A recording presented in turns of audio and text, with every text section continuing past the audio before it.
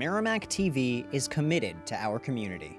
From gavel-to-gavel coverage of town and school board meetings to updates on town services and projects, we aim to keep you connected.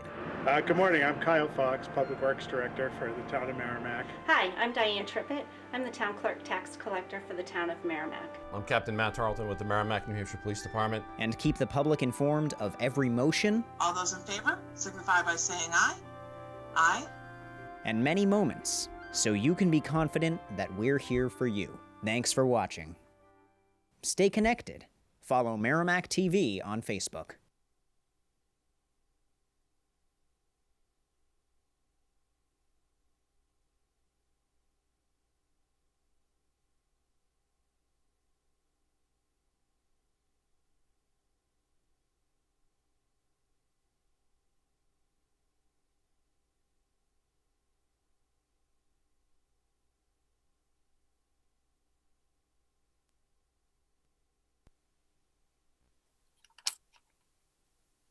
Thanks, guys. Appreciate you covering for me.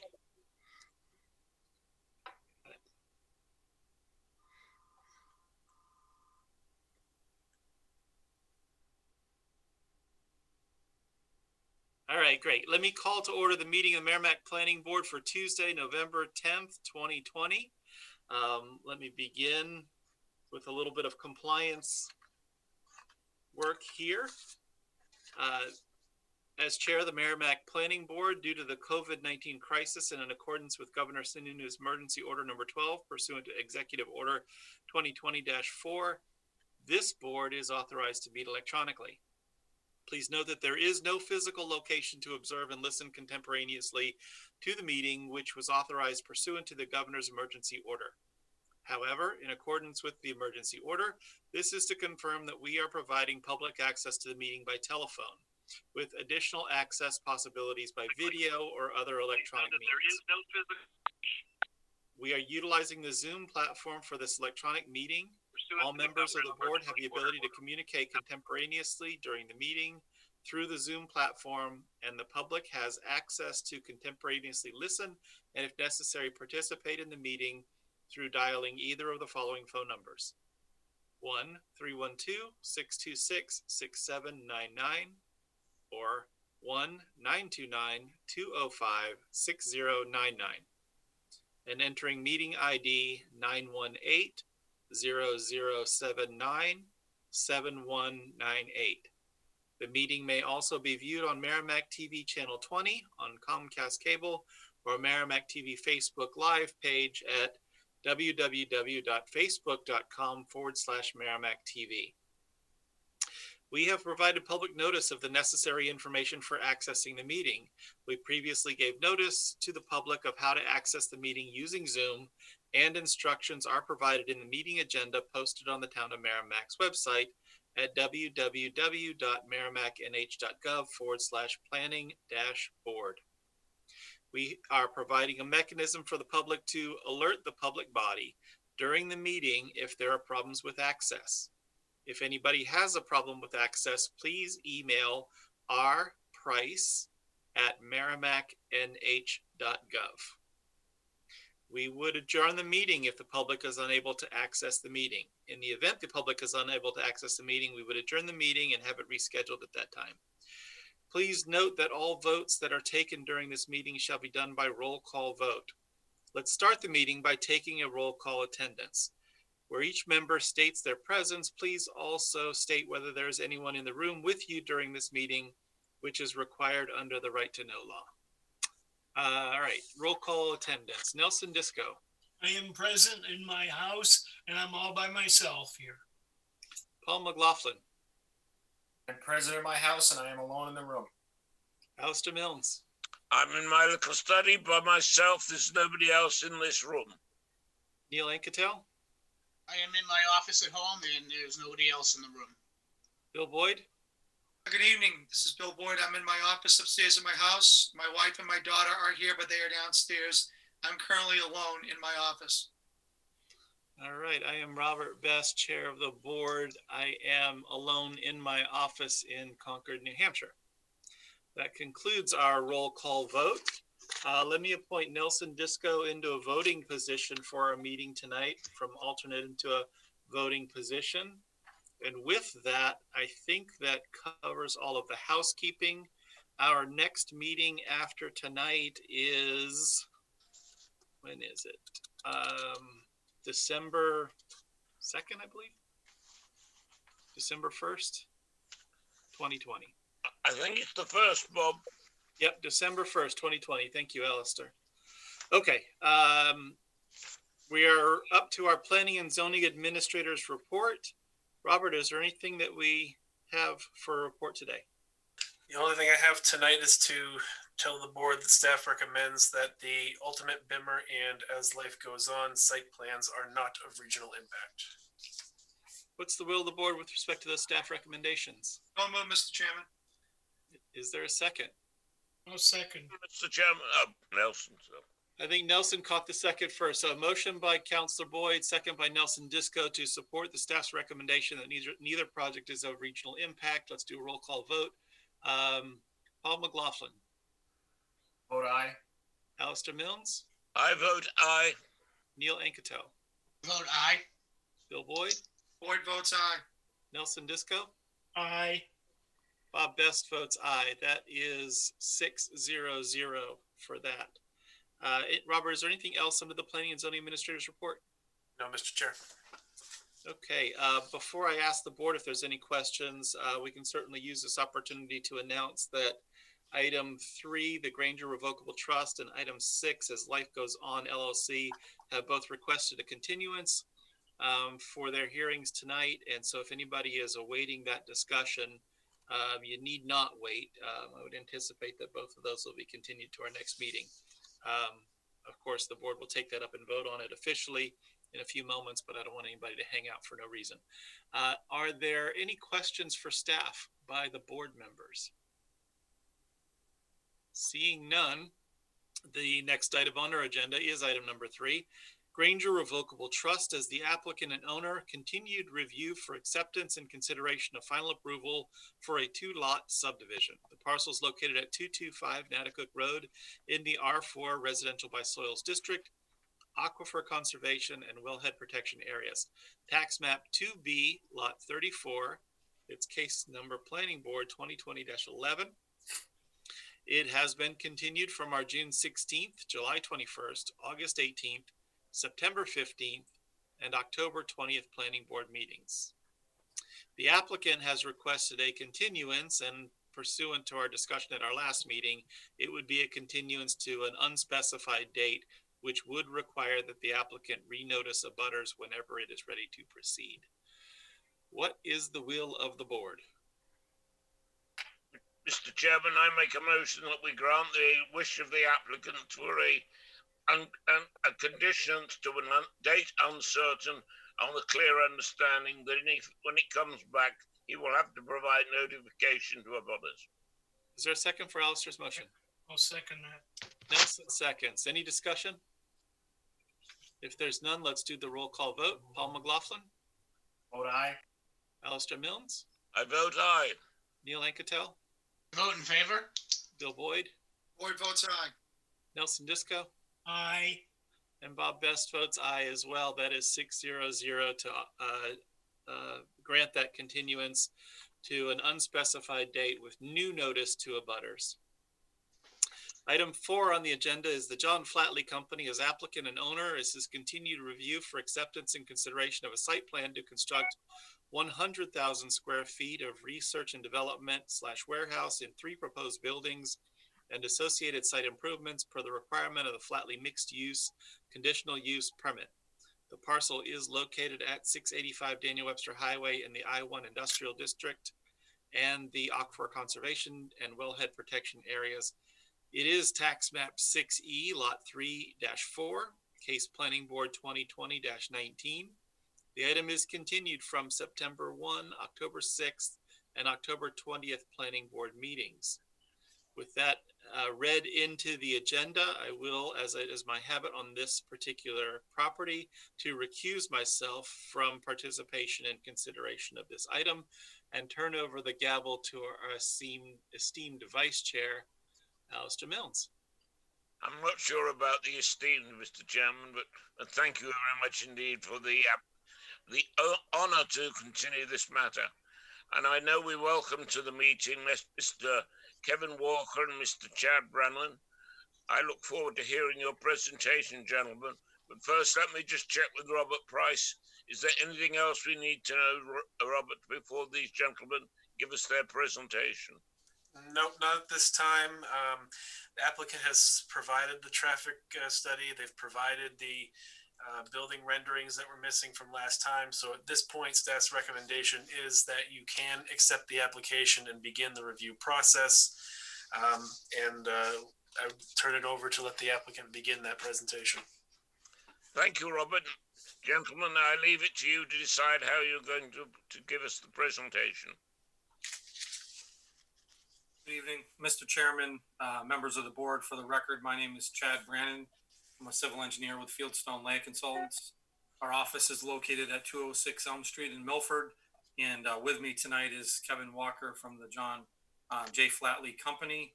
We are both here this evening as we are seeking site plan approval to construct 3 industrial flex buildings totaling 100,000 square feet over tax map parcel 6E 3-4 with associated site improvements.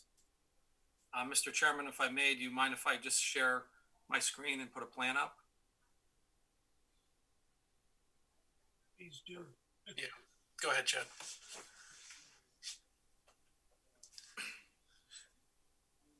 So the subject parcel that we're presenting this proposal over consists of approximately 44.44 acres of land and is situated on the east side of Daniel Webster Highway across from Shelburne Road and has a physical address of 685 Daniel Webster Highway. The property is located in the industrial I-1 zone and is also located in the Aquifer Conservation District and Wellhead Protection Area. The subject site is abutted by Webster Green condominiums to the west, vacant land owned by the John J. Flatley Company to the south, Boston and Maine Railroad and the Merrimack River to the east, and St. Gobain in the Merrimack Medical Center to the north. The subject parcel has an irregular shape, and the proposed development is only occurring on the front 11 acres, which is the portion of the site that's depicted on the plan that I have before you right now. This area is adjacent to the Daniel Webster Highway, which you can see here was on the north side of that 11 acres, also known as US Route 3. The proposal for this development is to construct 3 industrial flex buildings per the conditional use permit, which was approved by this board back on November 5th of 2019. The 3 buildings will total 100,000 square feet in size, and the unit sizes that could be rented within these buildings will vary based on the proposed user, which is why we're calling it flex space or flex buildings. Looking at the property and working from south to north, the first proposed building is comprised of 48,000 square feet and shows that the buildings could be broken into 10 by 40 units. Just so you can see 40 by 120, 40 by 120 units. So it'd be 10 proposed units, and each unit could be 40 by 120, just to clarify. The second building moving north through the site is depicted as a 24,000 square foot building. And this building could be broken into 4 units. These units on the left-hand side of the plan here could be 4 units. They're 40 by 105 feet in length. And then this, the furthest 2 units to the right here are 40 by 90 in size. So that building, again, totals 24,000 square feet. The third building, just to the right of that one, is a 28,000 square foot building, and that could be broken into units consisting of 40 by 70 feet in size. and we are showing those depicted here. This is a 400-foot long or building or wide building, and you can see that the buildings are situated so that you have parking to the front along Daniel Webster Highway, and all the loading zones would be sheltered by the buildings themselves. Access to the site would be provided by two locations. We are proposing a new unsignalized intersection, an entrance across from the entrance to Webster Green condominiums. This project will also share the entrance with the St. Cobain site, which is a signalized entrance on the northeast side of the project or property in this location here. The internal design of the site allows for traffic flow along the front of the proposed buildings for employees and visitors, with the rear of the buildings consisting of the truck traffic and loading docks, and that'll be where all the bay doors for the flex spaces as well. The site design provides for great traffic circulation. As you can see, we don't have any dead end areas, so there'll be adequate circulation through the project, and around the buildings and so on. Other site improvements for this project consist of constructing the parking areas as shown on the plan, walkways. There is landscaping and lighting that was submitted with this package, as well as drainage and utility infrastructure. The local parking regulations for this project does require 167 spaces if you utilize the use category of manufacturing, light industrial, and research. This use requires one space for every 600 square feet. That's where we get the 167 spaces. The site has been designed to accommodate 169 total parking spaces, but the owner does believe that this number is slightly excessive. And as we've done on other projects, and as we did on the apartment complex just down the road, we are proposing that a number of these parking spaces be considered future spaces where we design the site for them, but only build them as the need arises if it does. And that consists of 56 parking spaces that's hatched along they're located and hatched along the north side of the site adjacent to Daniel Webster Highway, as can be seen on the plan. The site also incorporates a pedestrian connectivity. That was certainly something that was reviewed at length during the conditional use permitting process. So we do have walkways along the frontage of the property connecting to the buildings and ultimately providing pedestrian access along this section of Daniel Webster Highway. The project will be serviced by municipal sewer and water, and we are currently working through engineering comments associated with the design and construction and connection of all of those utilities.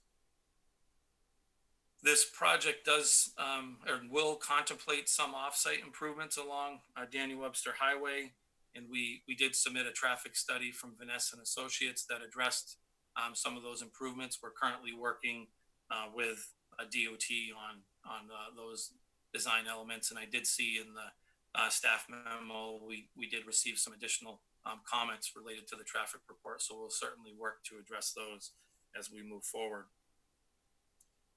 The drainage for this project will be collected through a series of closed drainage systems and ultimately routed to a stormwater management area located just on the south side of this building, the 48,000 square foot building. And that's shown on the plan here. This stormwater management area will be an underground chamber system. And ultimately that management system has been designed to address the qualitative mitigation and treatment. And again, we did touch on this a little bit at our last meeting, but we have met with the New Hampshire Department of Environmental Services, and we have prepared this design, the stormwater management design, under their guidance and direction.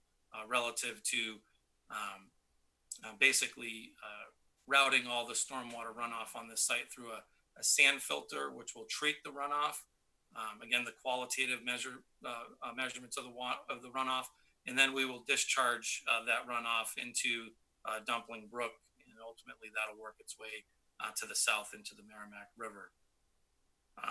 To date, we have met and reviewed this project with the Conservation Commission. We do have some comments from them that we have to work through, and we are working, as I stated earlier, on addressing some engineering comments from Fuss and O'Neill, as well as addressing some staff comments that we received over the last few weeks. After receiving, feedback from the board this evening, we do plan on making, revisions to the plans and ultimately seeking the state permits. As you can see in the updated staff memo, staff did outline kind of a path to the review of this project, which is somewhat unique and certainly not the norm. So we do plan on following their recommended guidance on, getting some feedback from the board and then going and seeking those state permits. We did submit a waiver request with this project. That's been, the result of much discussion relative to really the stormwater elements on the local level. And again, we are working with the state, or under the state's guidance on the design of that system. We have been in contact with EPA. We're trying to obtain documentation from EPA to address some concerns and comments that were raised in a letter from the Department of Public Works Director dated October 16th, which I believe is also included in the staff memo for tonight's project. We do not believe that this project is subject to the town's MS4 requirements, but we're looking to document that. But in reality, we are treating all stormwater. So in a sense, we would be addressing the typical MS4 requirements anyways, I believe. But we are working on securing documentation from EPA to support that. That really wraps up a brief presentation for the project. I would be happy to go into details on on any of these design elements, but I want to open it back up to the board and try to answer any questions that you may have at this time. Thank you very much indeed, Mr. Bryan. Are there some questions from members of the board? Yeah, Alistair. In regards to this traffic study that was submitted, I don't have any kind of summary or like when it was done, where it was done. Do we have any information on that? I regret I haven't seen it. As of yesterday, I don't think it had actually been received, but I know it has now been received, and it is my expectation that we will receive a detailed briefing from Community Development in a very short order. I think I'm right, Robert? Yeah, we received the traffic study by email from the applicant before. It has been reviewed by Fuss and O'Neill, and Tim also looked at it, and he made some comments on it in his staff memo. The biggest point of contention that Tim raised with it is that the study right now shows a decrease in vehicle trips based on the CUP master plan, and he wanted that calculation updated because technically the CUP master plan is not a formalized site plan, so he wanted it to account for the traffic based off of a currently vacant piece of land versus instead of the non-site plan approved retail that was there shown before. So there'll be a revision coming to it, I assume, to address that, but outside of that, it's not that lengthy of a study. It's really more of an analysis, but I certainly have that, and we can certainly distribute that to the board. Please. I would like to, just considering that pretty much all we're doing tonight is calling it complete, I would at least like to see the comments and when the study was done and all that before we go ahead and move forward. Paul, I understand that, and so would I, because amongst other things, I have also the concerns of what's going to happen along Daniel Webster Highway as and when we get to the traffic plan, which is the widening of Route 3. So I think the detail of that is essential. This board actually sees that. So we've probably got time to have that.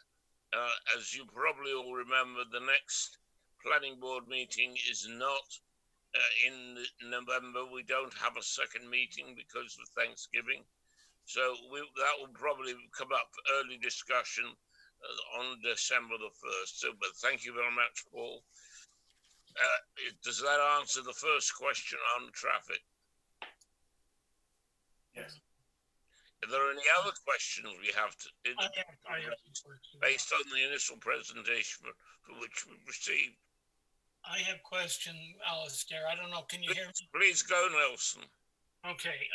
I agree. I'd like to see a copy of the traffic study as well. I agree with Paul. Thanks for bringing that up. I wanted to know if this was planned to be phased in any way. Is this a one-time construction, or are we talking about phasing the building of these different elements, the basic three elements from the applicant?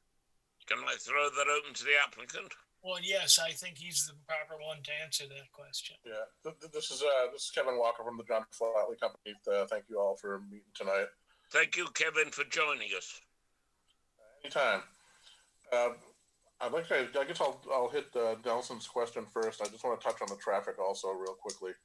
Right now, we think we're going to do it all at once. At the very least, we're going to do the entire roadway system. So we are going to do the connection to DW Highway and connect it to the St. Gobain entrance. Mm-hmm. So the roadway will be done. Right now, the plan is to do all three of them at once. That may change down the road, but right now, that's the game plan, is to bang it all out at once. Okay.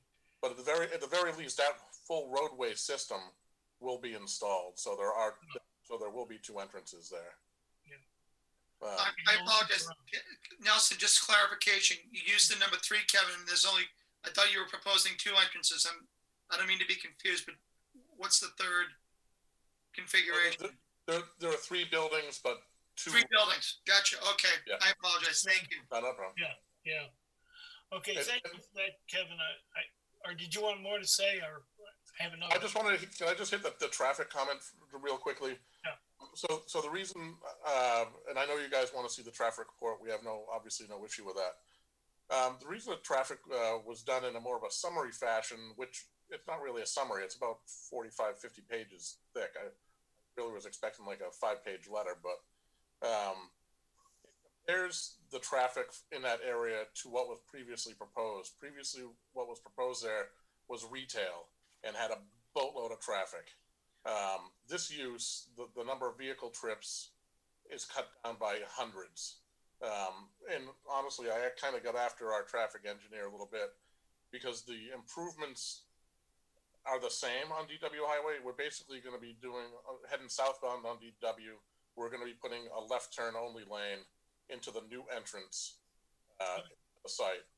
What was proposed before, I'm surprised it's still needed, but that's what he said is needed. So that's what will be done. So no actual widening to DW Highway's pavement will be needed. There's enough roadway there that we'll be able to reline it and align everything without doing any pavement work, except for fixing the striping out there. Good. Thank you. Okay, thank you. Can I have a follow-up question? Please go on, Nelson. I would like to just comment on the architectural views that were supplied with tonight's package. To me, they're rather, can I say, I'm looking at the view from Daniel Webster Highway, and it looks like industrial buildings. It looks like, I guess they're metal sheathing. Is that what's proposed there for the siding on those buildings? And they're not quite as attractive as I wish they were, but maybe you could comment on that, Kevin, or Chet. So we're still kind of playing around with how we want to have that look. We obviously want it to look, not overly industrial from the roadway. So we're kind of playing with colors and playing a little bit with how the facade will look a little bit, whether it's just a facade, just to kind of spruce up a bit. We're still kind of working through that a little bit. Okay. Bear in mind that right behind those buildings is a huge building that will tower over them all. And, yes, I've seen that. What? I know about that building. You know about that. Okay. Yes. It should blend with it. You know, it should accent the colors or take away from some of the massiveness of that building that'll now be completely visible from the road. I'm just asking you to consider the aesthetics of this site when it's done, and I'd like to see something a little better than what I think I see here, and I only see one building done, for example, I guess, in your architectural view. And I haven't looked at the landscaping, but there is some trees between this and the road as well, right? I'd have to go back. I haven't thought about that too much. We're going to be trying to save some trees along the roadway front, as well as behind the the loading areas, and try to keep and I mean, if we have to supplement it, we'll do what we can to supplement it. But our plan is to try to leave some trees in the front and some trees in the back. And then the reason also, just to touch on this, the reason we're asking to design for but not build some of those parking spots earlier is those parking spots face DW Highway and they face across the street. And even though there's some decent screening over there with trees and whatnot, we've heard concern from the neighbors over there about possible headlights and this and that eliminates that whole situation. With the way everything's set up, cars will be coming out across from existing roadways, and they really shouldn't be too. You're breaking up there. I'm losing a little of your audio, but all right. Is everybody else getting him? Or is he? Okay, well, some of what Kevin said about that by having those, by if possibly forsaking the development of the extra 50-odd parking spaces Chad referred to earlier, they might be able to mitigate any traffic headlights from this units penetrating across the road into Webster Green. Did I quote you right, Kevin? That's correct. Thank you. Understood. Yeah. Okay, that's all I have at this time, Alistair. Well, I've got one question which tends to follow up on that, Nelson. Have you made any decision, Chad or Kevin, if these units are, if you like, let to a whole series of individual companies or organizations, what sort of signage are you proposing? Because to my mind, if you've got whatever it is, 24, 40, 60 or so different units, are they all going to be wanting to put their own little handy banners up, in which case it's going to look up, well, I can think of a word I'll use, but as this is a public meeting, I won't use it.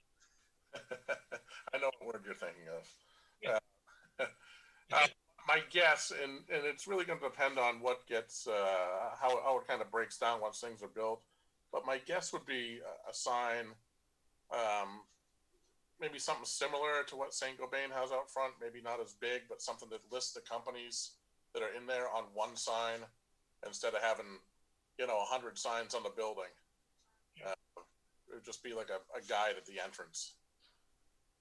I think that should be. I think you should consider that. Yeah.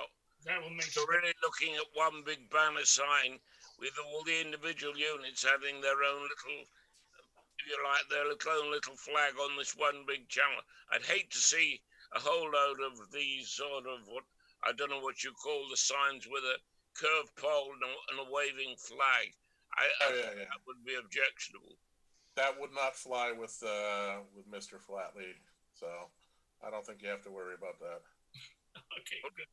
Never mind Mr. Flatley, it wouldn't fly with Alistair Mills either. But All right. Is We're anyone on the same page. any further questions? Sorry, Mr. Boyd, I see you raise your hand. Thank you, Mr. Chairman. I appreciate it. Chad, Kevin, thanks for the presentation. I've got a couple different questions on, so there's no rhyme or reason to it, so I apologize. Chad, you had talked about funneling the runoff through a sand filter, and obviously that processed water will be flowing into the Dumpling Brook. My concern is, do you have any? And again, I'm ignorant when it comes to this, for the lack of a better word.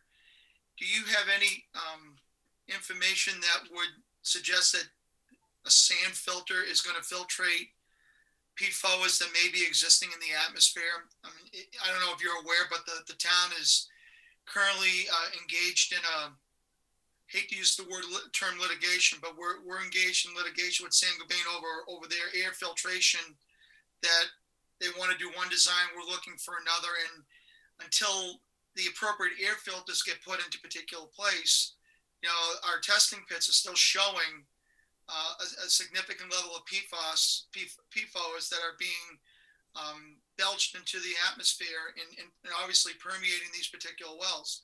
So my concern, should you get approval and build there, there may be the potential that you're going to have residual PFAS sitting on top of your building or on your grounds. And can you give me any idea as to whether a sand filter is going to be able to filtrate those specific pollutants? Sure. So again, Chad Brannon, Fieldstone Lake Consultants. So the stormwater management system is not designed to treat any PFAS. I believe, and I'm not an expert in that, but I think it would have to be some kind of carbon product to remove that. And that is not something that's been designed. What we have done is, and again through the guidance of DES, is we've designed a system where basically all of the improvements from this site, which is the buildings, the pavement, the areas around the buildings, all of that would be routed to this stormwater management area. And I think one of the important things to consider here is that the PFAS is an existing condition, and whether the project is there or not, it's an existing condition that is subject to runoff. So I know in our discussions with the state, I think that's something that they're considering, but it's really been a practice of, let's try to control what we can and capture, the runoff and the improvements from this site, and not propagate any existing pollution in the soils or in the groundwater, which is why they've asked us to line the system and ultimately discharge that into Dumpling Brook, which ultimately goes to the Merrimack River.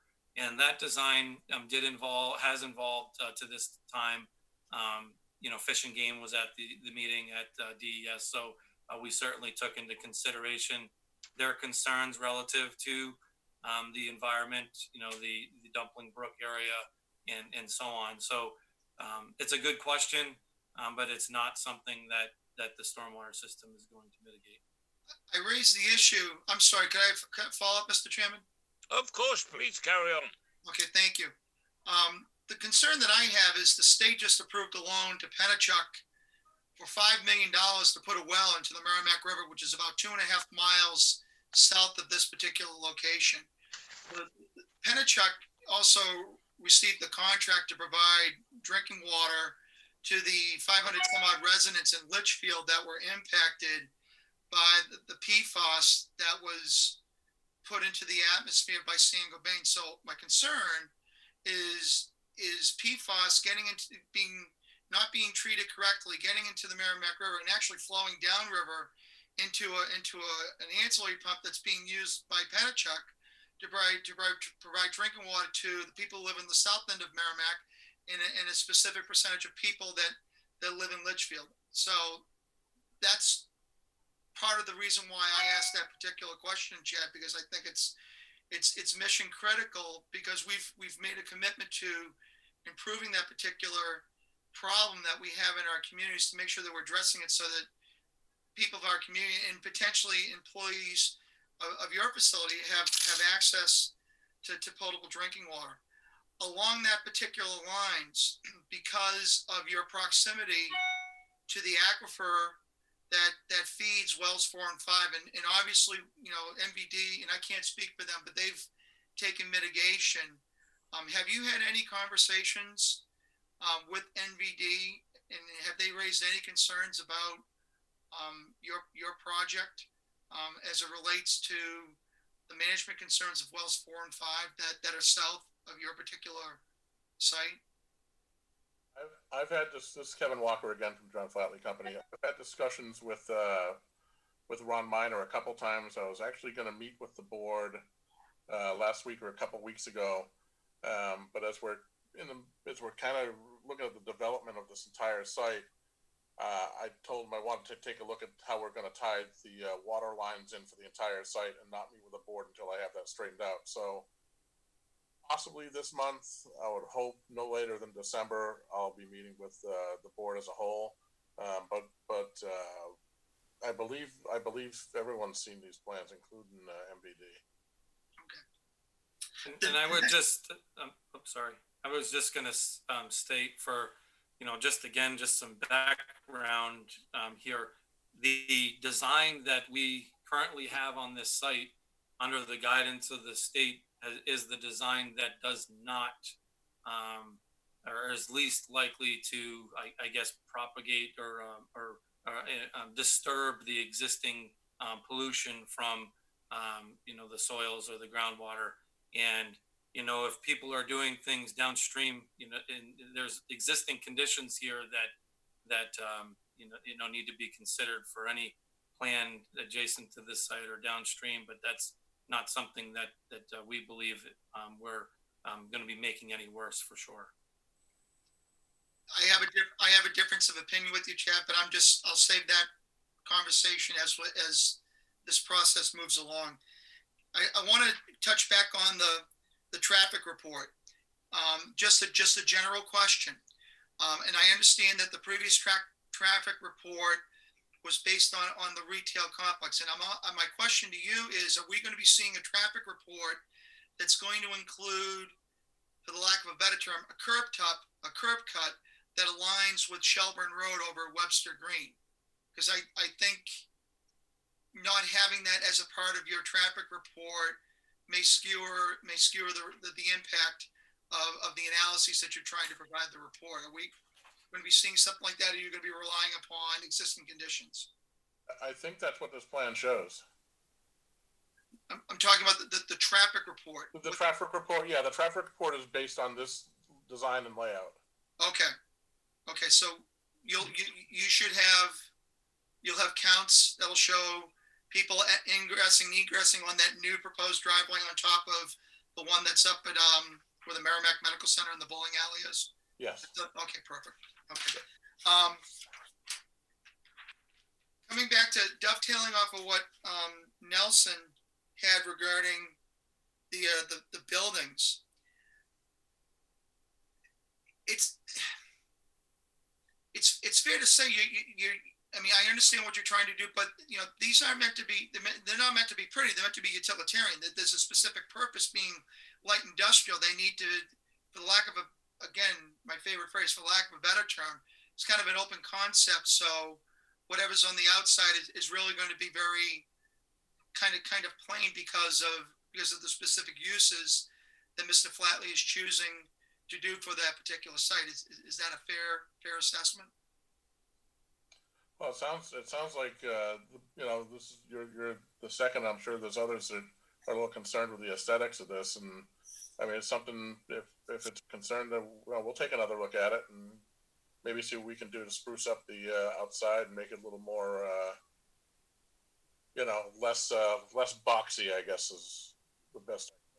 That's fair. And then along those lines, I'm looking at unfortunately, it's a poor copy and I got cheaters on. So what is the dock elevation from the ground to the proposed bays that you have there? I'll answer that. We have some on the on the west side of the site, so the 48,000 square foot building, those are bigger units. So those have true loading docks designed in the back. And as you transition to the east and you get into the smaller units, it does transition into just a customary bay door. So there's different, there's kind of a variety of loading area options through that. But is there a specific area that you have a concern or question on, Mr. Boyd? Chad, it's just a general question. And looking at the specs that you put on, this is something new that I'm seeing for the first time. I'm just curious to know what's the philosophy, what's the thought process on the types of traffic that you're going to be potentially generating to the site, and how you're using your docks and your bays. Kind of gives me an indication of the type of vehicles that may be going in and going out of the facility. So it's just a general question. As it relates to DES, has there been any is the alteration of terrain permit tied into anything? Has there been any progress with that right now? We've made progress in the preparation of the alteration of terrain permit. I mean, ultimately, we're working through some engineering review and staff comments on a local level. And then, we were looking to take any feedback that we received tonight, incorporate that into the plan, and ultimately make a formal submission to the state for the alteration of terrain permit here in the very near future. So we certainly are making progress because ultimately all of the reviews and feedback that we receive from the town engineer and town departments does help kind of shape the plan to to what we would consider somewhat of a final plan that we can submit to the state.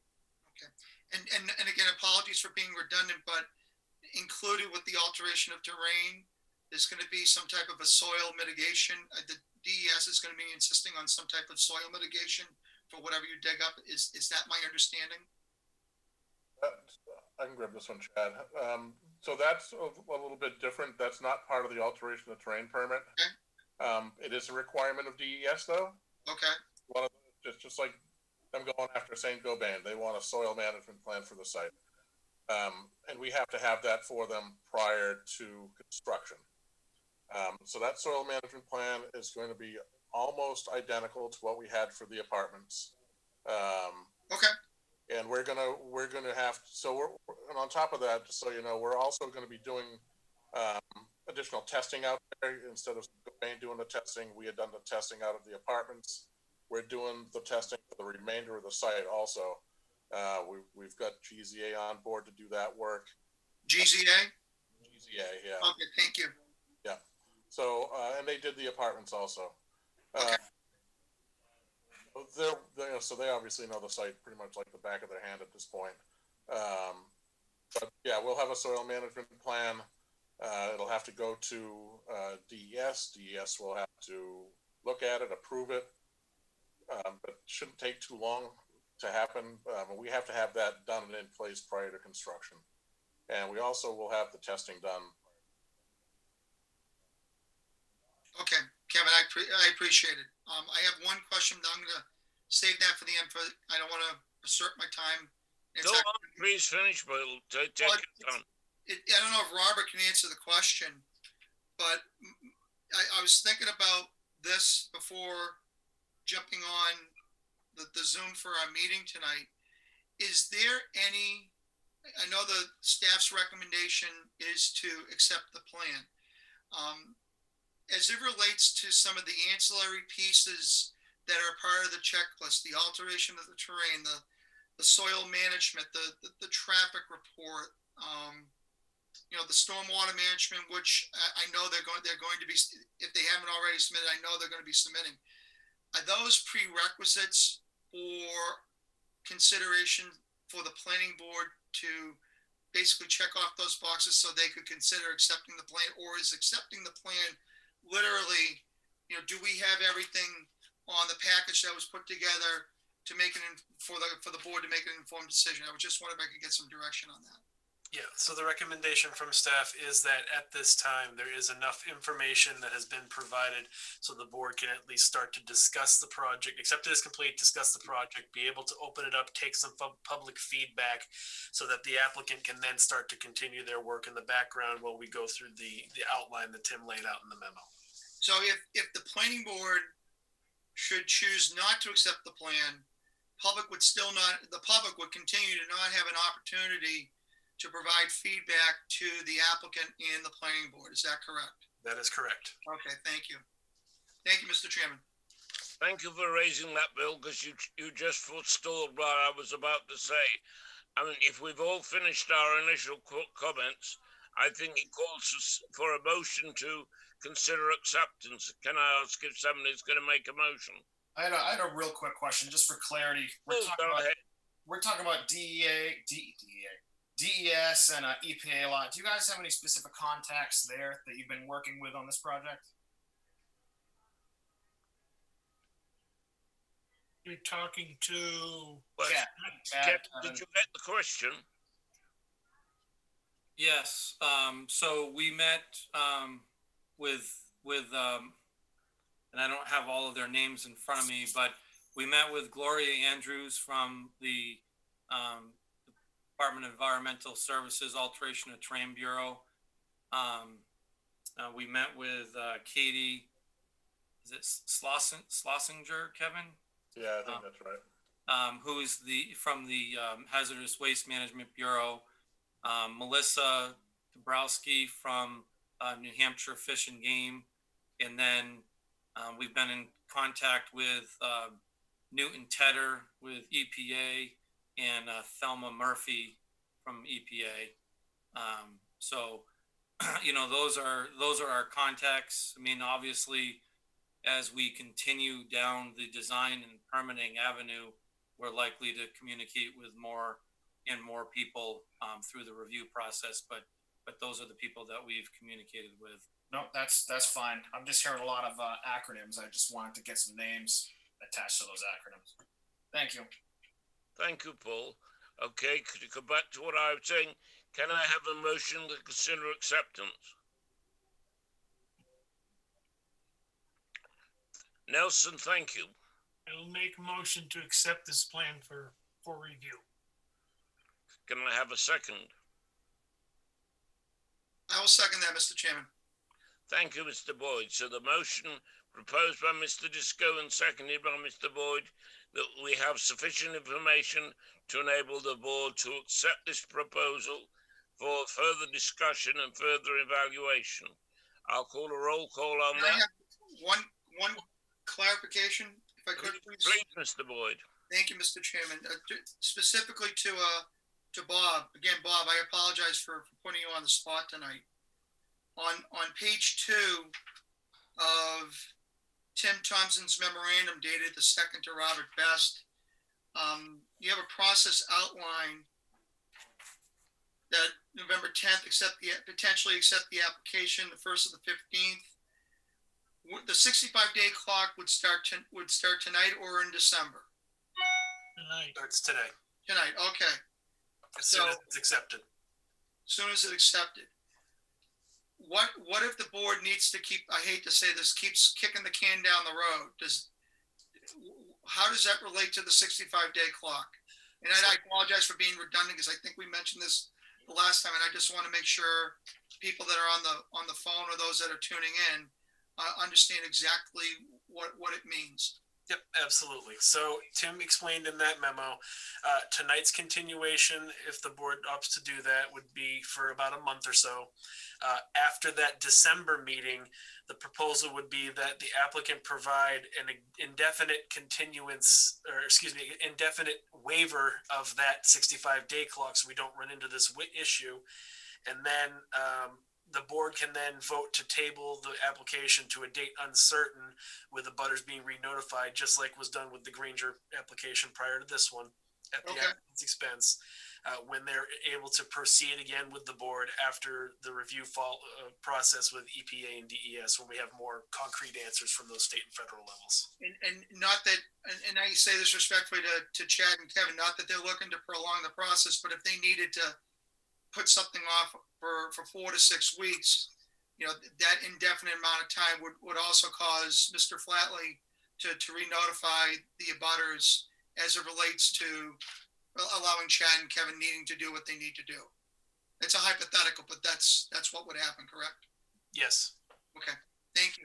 And I want to know, under normal circumstances, we can't really hold up projects for state and federal permitting. That's done as conditional approvals, and they're allowed by the law to work in the background after a conditional approval from the board. In this case, due to the circumstances, it doesn't really warrant that. Okay. So we've worked with the applicant to try to come up with this process outline to make everything go as smoothly as possible for the town's end. Okay, I appreciate that, Robert. Chad and Kevin, thank you. Nelson, I notice your hand waving. Yes, just one thought, Mr. Chairman. Mr. Acting Chairman, should we not open for public input at this point before we accept this? Isn't that our No, I think we should accept it first. Then the public can give their impressions afterwards.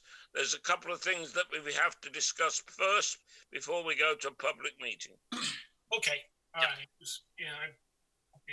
Okay, I'll call the question. Mr. Disco, on acceptance. Aye. Point of order. Neil Anketel wanted to be recognized before the vote, Mr. Chairman. I beg your pardon, Mr. Boyd? Mr. Anketel was seeking to be recognized prior to the vote. Oh, sorry. I didn't see Mr. Anketel waving his hand. Yes, I just wanted to ask a question. I know we have already made a motion that's on the table, but they keep referring to this as flex, and I suppose I understand a little bit about what industrial flex buildings are, but is that I don't think that term is necessarily defined in our regulations, and I'm just curious. It almost seems that as though it leaves it open for to be anything they want in that space. And I guess this would be a question to Robert. Sorry for not knowing this, but in our mixed use permits, is this term included? This term flex included in our definition for what that is? I mean, I think, and Kevin, correct me if I'm wrong, but I believe maybe not in this spot or whatever it was, this was always labeled as industrial flex, this type of use as a part of the whole master site plan. What that exactly means, I think you can certainly better define it than I can, but it's really a flexible ability to use industrial office type space to customize the unit for whatever tenant does come in, which I know doesn't really answer your concern about what is going in. So I don't know if Kevin and Chad, you guys could offer some more maybe concrete examples from things you've worked with. I think this is Kevin again. And so, flex is basically saying we're going to have a different, these buildings are going to have small offices and the rest is basically going to be warehouse. The flex is more, is it going to be is it going to be a 2,500 square foot unit? Is it going to be a 5,000 square foot unit? All said and done, it's going to be something along the lines of some sort of maybe a manufacturing or a straight warehouse, but nothing so large that's, it's going to, I guess, turn away from the parking and the traffic that we proposed. I don't know if you want to maybe better define it than I did, Chad. Yeah, I think it's important to point out that all of the uses that we're proposing are permitted uses in the zone. And the parking calculation kind of spells out generally what those uses are. It's industrial, research and development, manufacturing. The only purpose for the flex use is the client, the John Flatley company, can create a space that's specific to a user. If they're looking for 2,000 or 3,000 or 4,000 square feet, the building is designed to accommodate those interior partitions to allow for that flexible space. And sometimes I know in Mr. Flatley's existing buildings, he has a research and development facility in Nashua. Sometimes as businesses grow, their space requirements grow, and so they're if somebody's not next door, that space can become a little flexible and they can grow into a larger space. So it's it's not a new use or anything. It falls within the, you know, the uses that are permitted in the zone, but it's a good question. Yeah, thank you. I appreciate the answer, the explanation. Okay, we'll go to the roll call again. Nelson Disco. I vote in favor of the motion. Aye. Thank you, Nelson. Paul McLaughlin. I vote no. Thank you, Paul. Neil? I vote nay. Nay? Nay, no. No, 2. Bill Boyd? I vote aye. And that's 4. That's 2-2. Alistair Milnes votes yes. So that makes it 3-2 in favour of accepting this project for further discussion. Okay, before we go any further, I have to tell you, the applicant has put in a waiver request to be excluded from the Town of Merrimack's Code and Ordinances, Chapter 167. The board does not have the jurisdiction to waive the requirements of this chapter.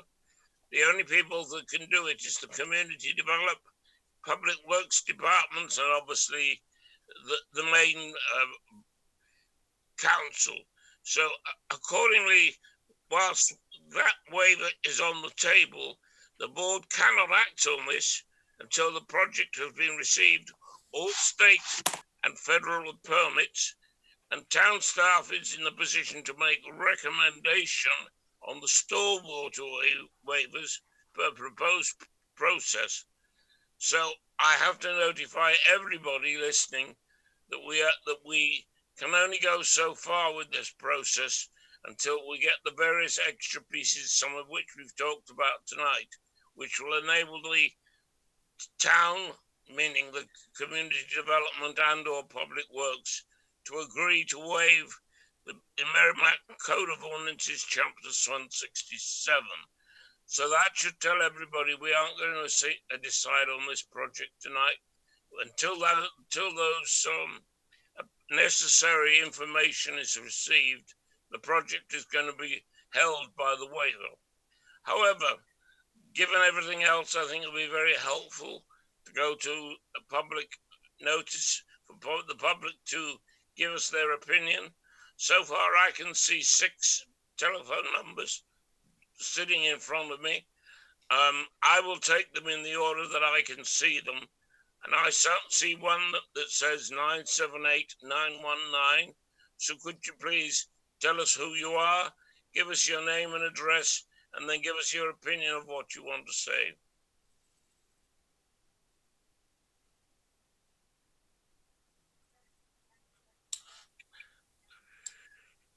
Did somebody respond to that? I did not hear it. Yeah, they have to unmute somehow. I don't know how on the phone they do that. Well, if any of the people who are on the phone, Hi. please go ahead. Thank you very much. Hi, can you hear me? We can hear you perfectly. Please remember to give us your name, address, and then tell us what you have to say. It's Catherine Hodge. I live at 44 Belmont Drive here in Merrimack. Chad, I have a statement to make to you. Oh, can I remind you, you don't address the applicant, you address the board and reference what Chad said. You cannot ask the applicant himself directly. Okay. I would like to reference something that Chad said earlier. He keeps repeating that the PFAS is an existing condition and it is not their problem. Yes, it is your problem because you are going to be building on the lots. It became your problem. It is a town-wide problem for us, but it is now your problem. And you need to remedy everything before you continue to destroy our town under the name of Flatley. Second thing, with the traffic study, I would like to know why the traffic study was done in August at 1:54 in the afternoon. That has no relevance on the morning commute between 5 and 7:30 or the evening commute between 4 and 7:30. That's when all of the traffic will be happening, not at 1:54 in the afternoon in the middle of August. So that I would like some clarification on if it's possible. The first traffic study was actually done in 2014, and there were numerous issues with that were pointed out. So I suggest you rework that as well. And I wasn't aware that the town of Merrimack had room for an extra lane on Daniel Webster Highway. That's news to a lot of people that have been following this. In regards to the stormwater, you say that you've been directed by DES and the EPA to ensure that you have a closed system. You're then going to run it to a sand and gravel filter, which will then release into the brook, eventually releasing into the Merrimack River. That's great that you don't want to disturb the soil. The minute that you put shovel to the soil, you've disturbed it. So that has absolutely no bearing. The minute any PFAS is disturbed, it's going to further infiltrate our groundwater, which is where we draw our drinking water. You are going to be spending so much money on this. Well, guess what? The town of Merrimack, our residents, have already spent over $22 million trying to fix this. And you are just going to add to the problem. PFAS will not be taken out of any water that you are going to be releasing into the rest of our water systems by a sand and gravel filter. We are going to ask you to put in a GAC filter. At least do some common courtesy to protect the citizens of this town. And there was also a statement made by Mr. Walker that they will try to make the buildings look nice. You're not going to get around taking 3 big industrial buildings that are made out of steel and have them be acceptable looking in this town. St. Cobain is nicely blocked by all those trees. The minute you take the trees down, you're going to mess up the view sites for everybody else.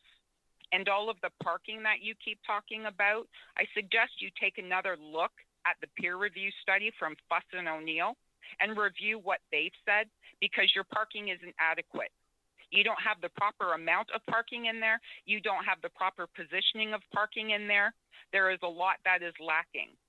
And a notice to the planning board, please take another look at that Fuss and O'Neill peer review study, because there are numerous amounts of things that are on there that Flatley Company has totally disregarded, completely disregarded. And another thing, I'm not an engineer, but I can look at that 30-page plan, and I didn't even get past page 5 before I noticed so many things wrong.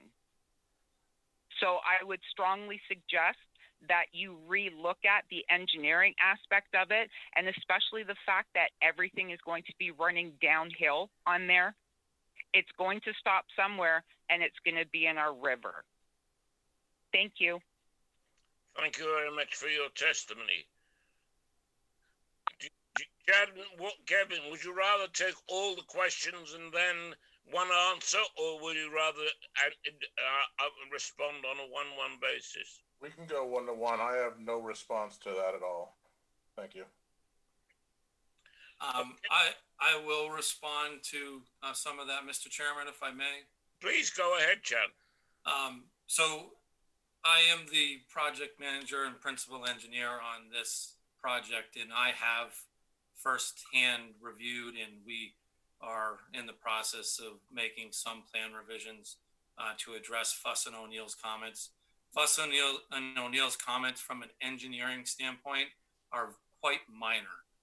So although, one may read their comments and they do mention some parking, what they ask is that, the parking, if there is a need for those 56 spaces that we have hatched out, does it make sense to show some of those future spaces distributed onto the east side of the site? And we don't believe that that's necessary, but we do plan on working through those comments with them. They also talk about maybe distributing some of the ADA spaces a little bit differently. Nothing major. There's no major comments that are of concern in our review of the Fuss and O'Neill stuff. It's standard engineering comments. We look forward to addressing them. As it relates to,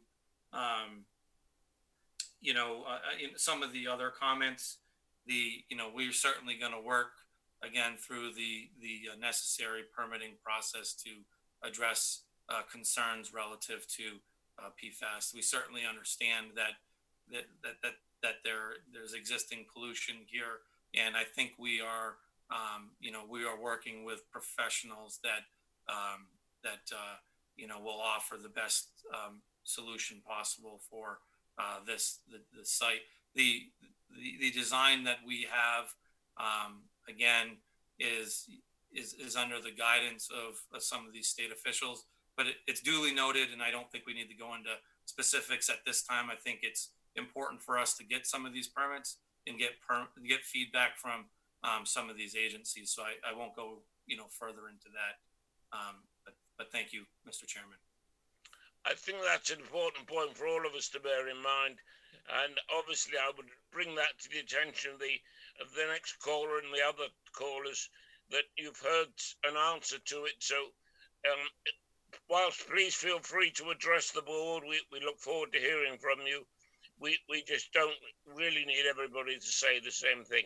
Anyway, the next number I can see, the last three digits of the phone number are 5, 7, and 1. Could I perhaps hear from you, please?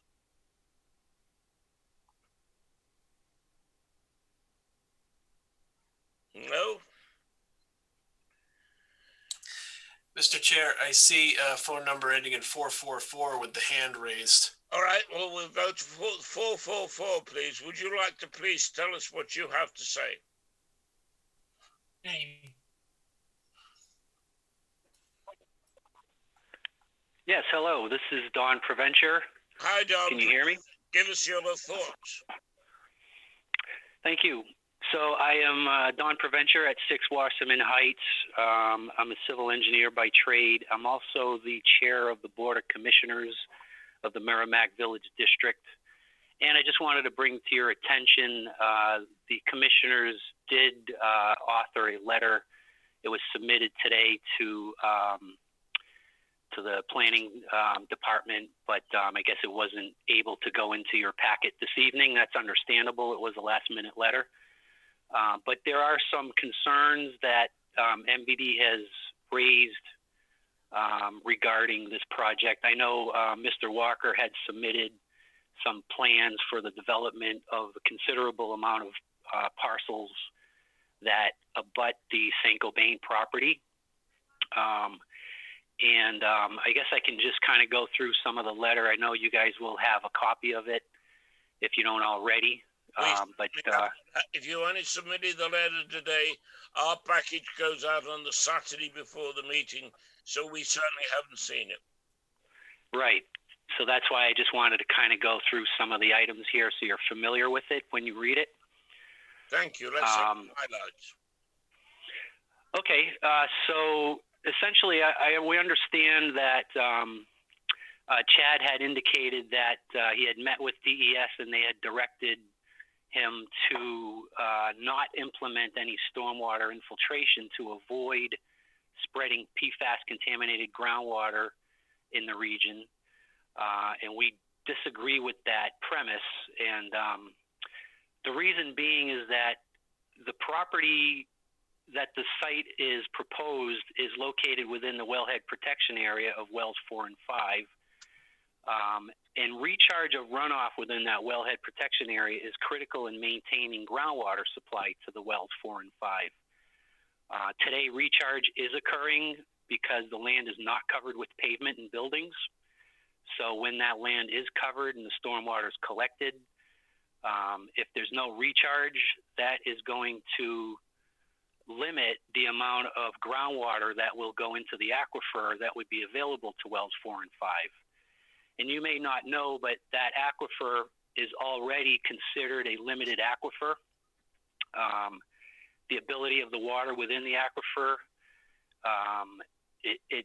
The wells can withdraw the water that we need, but there is not usually enough water in the aquifer to sustain the yield throughout the summertime. So we're concerned that reducing any additional recharge in that aquifer will cause there to be a depletion in the groundwater system to that aquifer. We believe that developers should be required to compensate for the amount of stormwater being lost in the aquifer, and that can be done either on the site or possibly by contributing funds to an artificial recharge project that MVD is currently looking at, which is to pump water out of the Merrimack River and infiltrate that water near the wells so that the aquifer does have a sufficient amount of water to sustain through the summertime. But more importantly, I think, is that DES in the past, specifically Mr. Clark Fries, the former assistant, I think he was the assistant head of the DES, he had represented on more than one occasion that there will be a comprehensive remediation plan that would be proposed for not only the St. Gobain property, but all of the other surrounding properties that have contaminated soils and groundwater due to PFAS contamination. And that remediation plan was likely to include one or more of pump and treat of the groundwater, where the collection of the contaminated groundwater is treated and then pumped back into the aquifer. And then obviously some of the soil remediation was anticipated, which included either excavation and treatment of the contaminated soils and or placement of the contaminated soils in areas where that can be capped. To the best of my knowledge and MVD's knowledge is that we are not aware that any comprehensive remediation plan has been proposed by anybody, St. Gobain, Flatley, or any of the landowners in that area, nor has anything been approved by DES. So contrary to what was represented, unless we're mistaken and there's something available that we're not aware of, we're not aware that there is any overall comprehensive remediation plan. So it seems that it's anti-productive to try to move forward with designing a site when we don't know how that site development is going to be integrated with a comprehensive remediation plan. We're concerned that once the buildings are built and the pavement is placed, there will be no opportunity to go back and remediate those areas. And for that, we believe that the cart is ahead of the horse on that issue. So MVD understands that no PFAS treatment is being proposed for the stormwater, and that a simple sand filter is being proposed for just the reduction of total suspended solids, which is typical for stormwater. However, because of the sensitivity of PFAS, we think there's more concern with treating stormwater for PFAS than suspended solids. And we're looking at recommending to implement a granular activated carbon stormwater filter instead of a sand filter. And that way we could treat the runoff before releasing it, or preferably before recharging it back into the groundwater, so that we can maintain groundwater flows to our wells. We believe that the direction provided by DES to not infiltrate the stormwater runoff is misguided, and that stormwater from PFAS followed by infiltration of the water could be part of a more comprehensive pump and treat remediation plan. So PFAS contaminated groundwater could be captured by a series of down gradient pumping wells, treated to remove PFAS, and then re-injected through the stormwater infiltration system. Instead of concerns of mobilizing the contaminated groundwater, a stormwater infiltration system could be used as part of a pump and treat solution to the contamination, potentially with underground slurry walls or groundwater interceptor trenches to steer a PFAS contamination plume towards the pump and treat recovery wells. We don't believe that natural attenuation of these properties, the contamination on the property, will require, we don't believe it's a good idea because it will require centuries to remediate as compared to active remediation by a pump and treat system for the groundwater. You got to look at this site. Basically, the levels of PFOA well exceed 100. So the half-life PFOA is somewhere on the order of 95 years. That means every 95 years, what's 100 today will be 50 in 95 years. Another 100 later would be down to 25, and another 100 years later, we'd be down to 12 and a half. So it's going to take 300 years in order to get the contamination level down anywhere close to the 12 parts per trillion of PFOA. And the last part was something I just wanted to ask a question regarding what Chad had represented. I caught the last planning board hearing meeting on October 20th, I believe it was. And there was a statement about stormwater detention, that they were not able to meet the peak discharge rate of runoff. And they were, I believe, asking for a waiver on that. And I've done numerous HydroCAD analyses in my career. And essentially, I must be misunderstanding something, because in my experience, you just need to make the detention area larger in order to contain more of that runoff so that you can release it at a slower rate. So I don't understand how that statement can be valid, because I think you have the ability to create a larger detention area to capture that runoff and release it. Again, we prefer that runoff was captured, treated, and re-infiltrated. And we also prefer that the existing contaminated groundwater be collected, treated, re-injected as part of the comprehensive pump and treat remedial action measure. We're kind of concerned that time has passed, and I'm not aware that there's been any hydrogeologic analysis done pursuant to a comprehensive remedial action plan. And I understand there's only one, smaller parcel here that's being considered this evening, but there are a lot more parcels available that are going to be developed in the future. And I think it's short-sighted to not look at all of the properties combined with the Saint-Gobain property as one large area that needs a comprehensive remediation plan that covers the entire area. And I think without having that comprehensive remediation plan well known and well established, that it's a mistake to move forward on the development of these projects at this time. We're not against the development of the project. We're just concerned that the time of developing this without a remediation plan is going to be something that can't be undone in the future. So that's it. Thanks. Thank you very much for your testimony. Obviously, what you've talked about is somewhat outside the scope of this immediate project, but I don't know if you want to answer anything to that, Chan and Kevin, or just take it under advisement so you can consider it in your discussions with EPA and the New Hampshire DES. I think I'll let Chad. I think Chad's going to answer it pretty quickly. Yeah, so I mean, certainly we're interested in getting the letter from Merrimack Village District, and all I can say is when we met with the state Department of Environmental Services Hazardous Waste Management Bureau, we were quite surprised that they didn't want us to have any infiltration on site. I mean, obviously there's great soils. We are in an aquifer.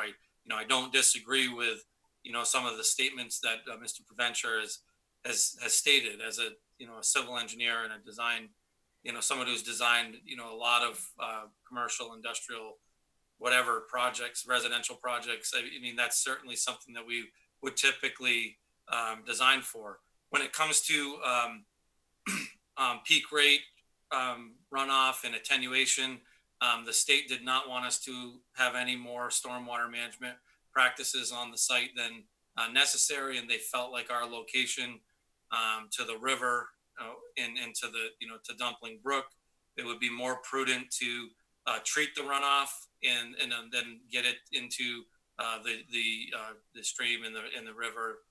But we'll share the comments from Merrimack Village District with the state. through the review process and see if it changes, any guidance that they've given us. I think it's we're certainly going to welcome, any and all feedback and do our part in trying to work through the permitting for this site. So I don't think I need to go into great details. There has been no discussion from my end, or nothing that I've heard from DES as far as remediation in any kind of pumping and treating of the soils or the groundwater. But I haven't heard anything from that end, and I'm sure if Mr. Walker had heard some, he would have shared that with me as well. But so I would leave it at that. I'll look forward to receiving that letter, and we'll certainly it's going to generate a lot of questions, and hopefully we can come back with some answers. Thank you, Chad. Bill, I see your hand raised. Is it urgent, or shall we let the rest of the callers? It's just a quick question to Chad, if I could, Mr. Chair. Go for it, Mr. Boyd. The conflict of information regarding what Mr. Prevention testified versus what you communicated, do you have that in writing, or was that anecdotal in a verbal conversation with DES? We supplied that in writing with our waiver requests in an email from DES. It was basically a letter of acknowledgement, and when we met with them, we said this is going to be contradictory to obviously local regulations. Most local regulations have adopted in this municipality and in others have kind of adopted the state stormwater management and treatment practices as the Bible for how things shall be handled. So when they are changing their or requesting that we change the way we design things, it typically does directly conflict local standards, and so we did ask for documentation, and we did provide that. Bob, was that submitted to us? Do you know? Yes, back at the initial application submittal, I believe. But yes, we have it. It's probably gone out at some point. I don't know if it made it out in this packet as well, but it's definitely on file. Can you please make sure that the board members get a copy of that? Yep. Thank you. Chad, thank you very much. I appreciate it. Thank you, Mr. Chairman. I see 3 other phone callers on the line. If somebody wants to please join us, please do. The numbers I've got them in 110-447 or 661. And Paul McLaughlin. Hang on, let's let the other phone call. Okay. Nobody want to speak? They all have their hand raised. I would recommend recognizing 110 in the order that I've got it on the screen. All right, 110, could you please give us your input?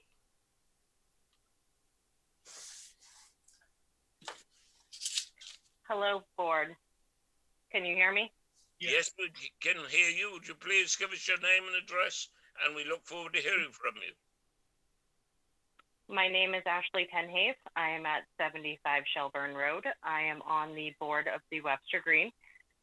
We have spoken multiple times at multiple different meetings regarding this project. So just to kind of touch on what other people have already said, just quickly, because I know that it's been spoken about a lot. But it is very sad to hear the Flatley project continuously saying that the pollution's already there and that they're not really going to do much to make it better, or that it's not their problem. It definitely is a problem. It's a problem to us over across the street. It's a big concern with us, especially once they start digging, start moving soil. The dust that was flowing across the street from the apartment complex when they were working on that is a big concern for our residents. That dust is full of PFOAs, and it's going to come directly over into our unit. We get enough pollution from Saint-Gobain itself to not have to deal with the dust and the pollution that's going to be coming across the street from this project. So, having them have to remediate soil or protect us in any sort of way from this pollution would be a great help to our community. As we have spoken multiple times, we have major concerns with that entrance that they are trying to put across the street from our entrance. It is already extremely difficult to get out of our road, especially to make a left-hand turn. And if they're now going to be putting in a left turn only for the 18-wheelers, it is going to make it even more difficult for us to get out. We're going to be then fighting these large trucks who are also going to be trying to take a left-hand turn at the same time that we are. This is a major concern, especially in the morning and in the evening time, for any of us that are either coming home from work or going to work. Our school bus stop is also right there. This makes a major concern for our children. We've spoken multiple times and asked the Flatley project to consider moving that entrance. And we are getting nothing from them. So at this point in time, I am asking the board to protect the members of this community and to make some action on this, as this is a huge, huge concern for us. Another concern that we have is with noise and light pollution regarding this project. You are now going to have these large 18-wheelers coming in and out. We are very, very concerned about the amount of noise that this is going to be causing and at the time of day this is going to be causing. The Flatley project has not indicated the times of day that this is going to be open or the times of day that these 18-wheelers are going to be coming in and out.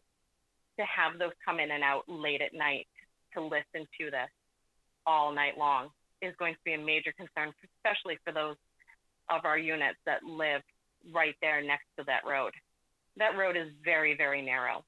We barely have a left-hand turn coming north to turn into our project. So I don't see where they're going to put in a left-hand turn only for these large 18-wheelers to turn into their project. Also concerned with the sign that they're going to put up. Is that sign going to be lighted? Is that light then going to travel into some of our community members who live right there? You know, they have enough as it is with the street lights and things like that, but then to have this large lighted sign that will be shining even more light into their bedrooms, which are on that side of the unit. Big, big concern. So I'm asking the planning board to protect us, consider us, and to listen to us. We have been at every one of these meetings. We have addressed the same concern over and over and over again, and it has been ignored. And now we're asking you guys to help us, help our community. We may be small. There may only be 145 units here, but we are still a part of this town. Thank you. Thank you very much for your testimony, which we duly heard. Okay, I think I'll move on to the next caller. We have two at least more that I see. Would one of them like to proceed? Again, Mr. Chair, my recommendation is to move on to number 447 as the next in line. Okay, number 447, please, we look forward to hearing from you.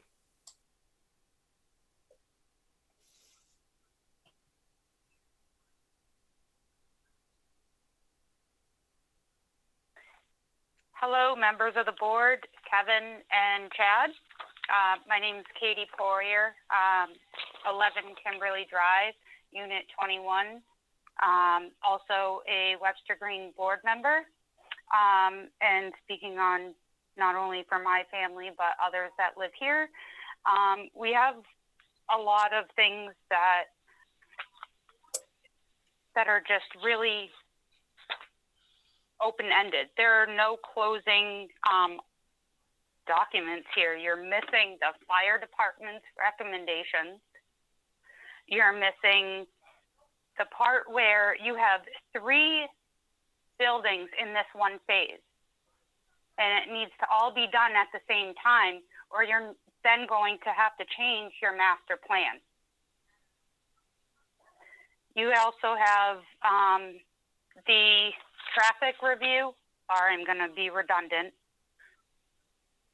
When I look at the review back in 2014, 2015, all left turning movements out of Webster Green is already operating at a loss of an F. So now you're going to add approximately, based off of your last traffic study, 502 additional vehicles. Now, under the full build out, a left-hand turn is still going to be a loss of an F. Your right-hand turns are going to be loss of a D. These things are major concerns for our health, for our safety, for our community as far as air pollution. You're going to have diesel trucks. That's going to add to the air pollution, not only what we're dealing with St. Cobain. We just need to really think about how we're going to work together, because we've also been talking about where this entrance is. And Kevin, sorry, I'm not trying to call you out, but you and I and Ashley have had discussions in the hallway, and you asked us how we can work together. We told you, please move that entrance. And what did you do? Well, let's see what we can do. Now you're putting it back in our face, and you're putting it right across the street again. I think that's really disrespectful. One other thing to the board. I sent an email asking for all of our members here to get notified every time. I'm asking for the John F. Flatley project or company to notify everybody, and for that to be their financial obligation to us, so we can speak our minds as this project progresses. That was actually supposed to be on the October 20th under new business, and that was not addressed. So I'm just curious on why that wasn't discussed and followed through per the Roberts rules. So thank you. Okay, I hear you. Thank you very much. The last one that I've got is the phone number that ends in 661. Would you like to address the board, please?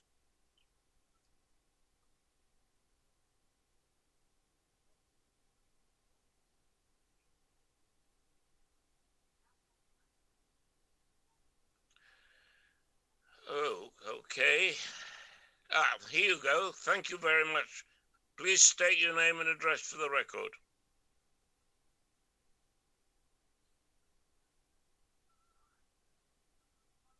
No audio. Don't hear you yet. Oh, I apologize. I was on mute. Margot Hembry, 40 Shelburne Road, Webster Green. I have wanted to thank the board and Gentleman Flatley for hearing our concerns. I did previously at the last 3 meetings submit my comments, but I'm really here to, and I'm sorry to say it, but to reiterate what the last 2 people have spoke about and the previous people before that. My primary concerns were the entrance, as many have spoke about, and the increase in traffic. And learning now, just from this meeting, that there's going to be tractor trailers coming down Daniel Webster Highway, and then we have Route 3 on the other side. We've got pollution coming from Route 3 enough as it is, and now we're going to have major tractor trailers coming down DW Highway in a 35-mile-an-hour zone. It's going to be extremely loud noise. But my primary concern for everything is that if you plan on going forward with this entrance across from our home, I am sure Mr. Flatley is a people person, and I know that they have plenty of funding, and it wouldn't be that much to ask to put in a real stoplight, real light signals. Our children stand out there every morning to catch the bus. People come over that hill, and they're going at least 10 miles over the speed limit. They don't even get a chance to see what's coming. There's no stop signs up ahead by the bowling alley, which there should be. What I would request is if you end up putting your entrance across from our home, at a minimum, you put school bus signs up by the bowling alley and down by the flower store and the apartments to let people know that our children are out there. I want a stoplight. I want a real traffic light. And I want crosswalks. Because if one of our kids gets taken down, it's not going to go well for anybody. Seriously, we have suffered a lot in this community from St. Gobain as it is with the pollution. And now there's no reason why I don't see why they couldn't just modify the St.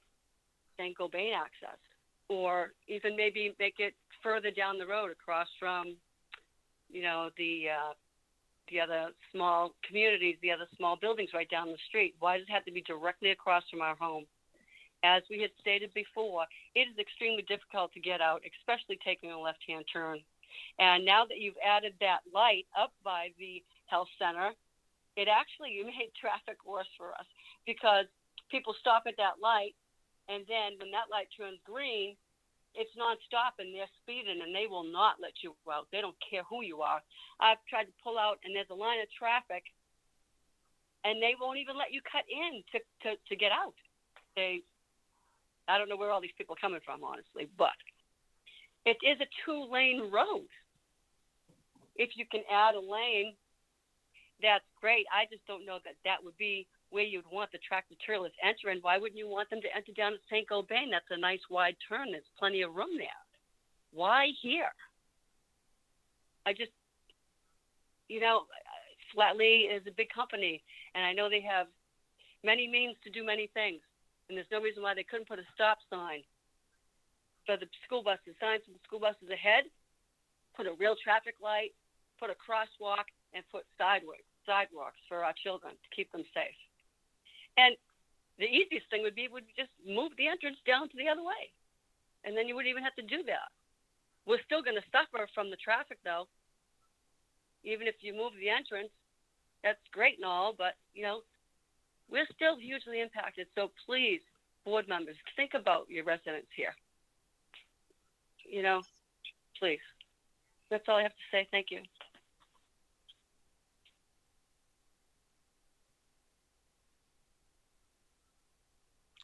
Oh, right. Thank you very much for your testimony. Is there any other caller wishing to speak, or shall we close the public hearing? Okay, before we let Chad and Kevin answer some of that, Paul, I stopped you breaking in, so please will you give us your thoughts now? It was just a small matter in regards to the letter that Mr. Provencher was speaking of from MVD. I just wanted it to be clear that I'm also a commissioner for MVD. I've already spoken with Tim Thompson. He's aware I have recused myself of all matters when it comes to this from that commission. So just to put that out there. Oh, thank you, Paul, for making that clear to us. Okay, close the public hearing. Mr. Chair, I would hold off. That looks like phone number 919 has raised their hand again.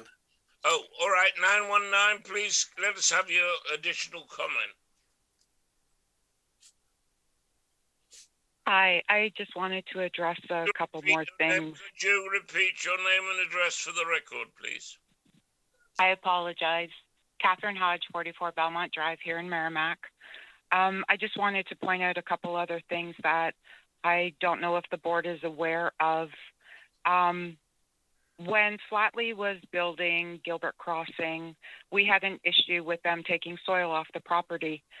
They denied it. And then finally in November, I believe it was, of 2019, Kevin Walker admitted on record that they did in fact take soil off the property. So that's going to be another concern for us. There is also a pipe that goes from the edge of Daniel Webster Highway, goes directly through the stormwater treatment area behind the St. Gobain property. I've asked DES about this, and they said that They don't know who put it in, when it was put in, why it was put in. They couldn't answer any questions about it. They said that it is not the town's responsibility. It is not their responsibility. It is solely the Flatley responsibility. So that might be an area that we want to think about when we start doing testing. There was also an issue in the peer review study that talked about snow storage, and everybody knows that we have a problem with salt in our wells. There is a snow storage area that is directly right in front of the stormwater treatment area as well. So I think that should be addressed as well. Thank you again. I appreciate the time. Thank you very much for your additional comment. Okay. Well, with that one, go on. With that, we will definitely confirm the end of the public hearing. Chad, Kevin, you've heard a lot of comments. Most of them are interesting. Some of them are a little bit repetitive, but that's inevitable. Could we like you to address these before we move on to the next point in stage of this discussion? I can do my best, Mr. Chairman, in going through some of these comments from my notes. Thank you, Chad. So, you know, certainly there's, you know, there's a number of details that are addressed in the submission package that we've sent in with this project. One of which is a detailed lighting plan. I do believe that lighting plan clearly depicts the point by point and the intensity of the lights that we're proposing. It does represent that there will be no light pollution on, off the property. That's one of the thresholds that we have to meet in going through the peer review as well as the local review with staff. So I don't believe there's going to be any issues there. And I'm just kind of touching on some of the high stuff here. If I miss anything, certainly please, feel free to interrupt. As far as the sign goes and any lighting with the sign, there would have to be a design and a permit associated with that sign. And we do have notes in our plans that says we're not currently seeking permits for signs. That's something that would typically follow, a site plan approval. In regards to staff comments or department comments that are pending, I mean, we made a submission many months ago, and we do understand that we haven't received feedback from some departments. Certainly no fault of ours. I just want to put out there that I think everybody's been busy and dealing with some circumstances with the COVID, but the reality is we can't force feedback to come back. So just to state that we don't have comments from the fire department yet is certainly nothing that is something that we have control of, but we definitely fully expect that we can address any comments and concerns that they may have down the road. I've touched on kind of the peer review just lightly. We have gone through every single one of Fuss and O'Neill's comments. There's a couple comments in there that need some attention, but we're not in general overly concerned with their review. So any inference to things being incomplete, I think, is incorrect. It's just we're going through an active review, and the plans are getting better every day to address these concerns that are raised by abutters, interested parties, the planning board, and then certainly professionals. When it comes to traffic, I mean, this is a DOT jurisdiction road, and we can't just arbitrarily propose signalized intersections. It's a function of use, traffic intensity, and frankly, I don't believe, and we can review it with the traffic consultant, but I don't believe this project's going to meet any warrants for a signalized intersection as out in front of this particular site, especially where we're reducing the traffic volumes over what was originally proposed during the master plan or conditional use permit plan and master plan for this project. And at that time, we went through a DOT review, and we know that we're subject to all those reviews again with this site plan submission, but their thresholds really haven't changed. So, if we're lowering the traffic, then we're not going to get into a situation that all of a sudden triggers a warrant for a signalized intersection.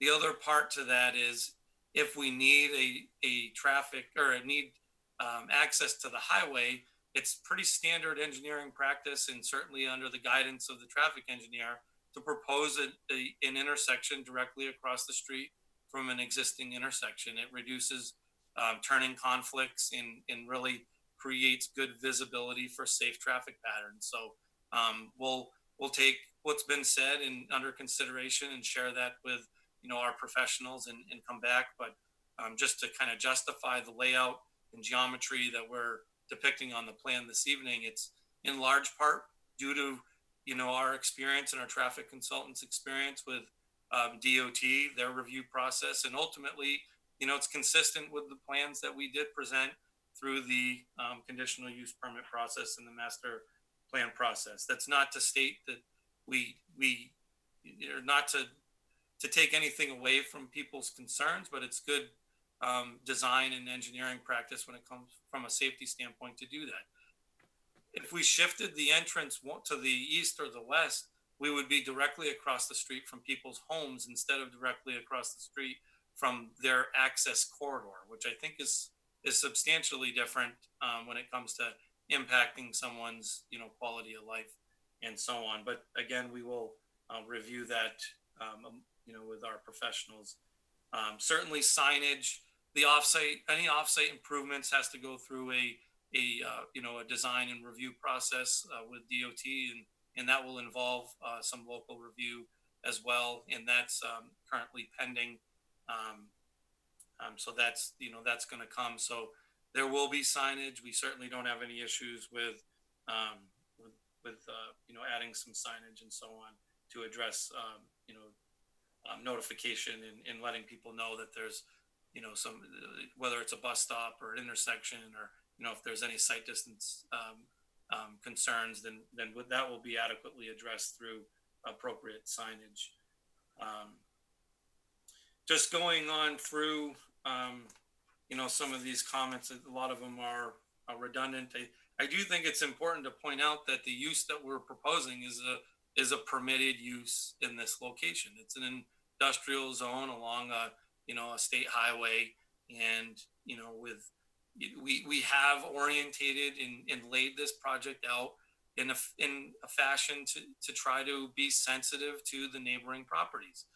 We have the daily parking and kind of light traffic use along the highway, with the buildings aiding and buffering any truck activity behind the buildings that would occur on the south side of the three proposed buildings. We also are going to have some landscaping. The topography of this site does drop off from the highway. I think there are a number of features and elements here that help with some potential screening, and certainly some design features that have been incorporated into the plan to try to mitigate any impacts relative to noise and so on. And there's, in regards to crosswalks, I don't think we're going to be able to get a crosswalk ever permitted on this section of road for many of the reasons and concerns that exist with the traffic. So, we're proposing walkways along the entire frontage of our site. If there is a crosswalk, it'll happen at a signalized intersection. Certainly not any of the intersections that we're proposing with this phase of the project. And when it comes to the soils, I think the soils management plan is going to be of importance. And I'm not here tonight downplaying or my intention is not to downplay the existing conditions of the site. We're trying to present and propose a responsible form of development on this project. And I think that our intentions should be outlined by the process that we've taken. We've met with the state. We've heard a lot of great feedback tonight. And so we're going to meet with them again and talk to them again about, some of the feedback that we received. Certainly, Mr. Preventure shared a lot of perspective from Merrimack Village District. So we'll reach out once we get a copy of that letter and see if that changes any direction that the state may have relative to stormwater management and mitigation. So we certainly, do appreciate everybody's comments. We're going to continue down the path of making, revisions and really forming the plan for this project.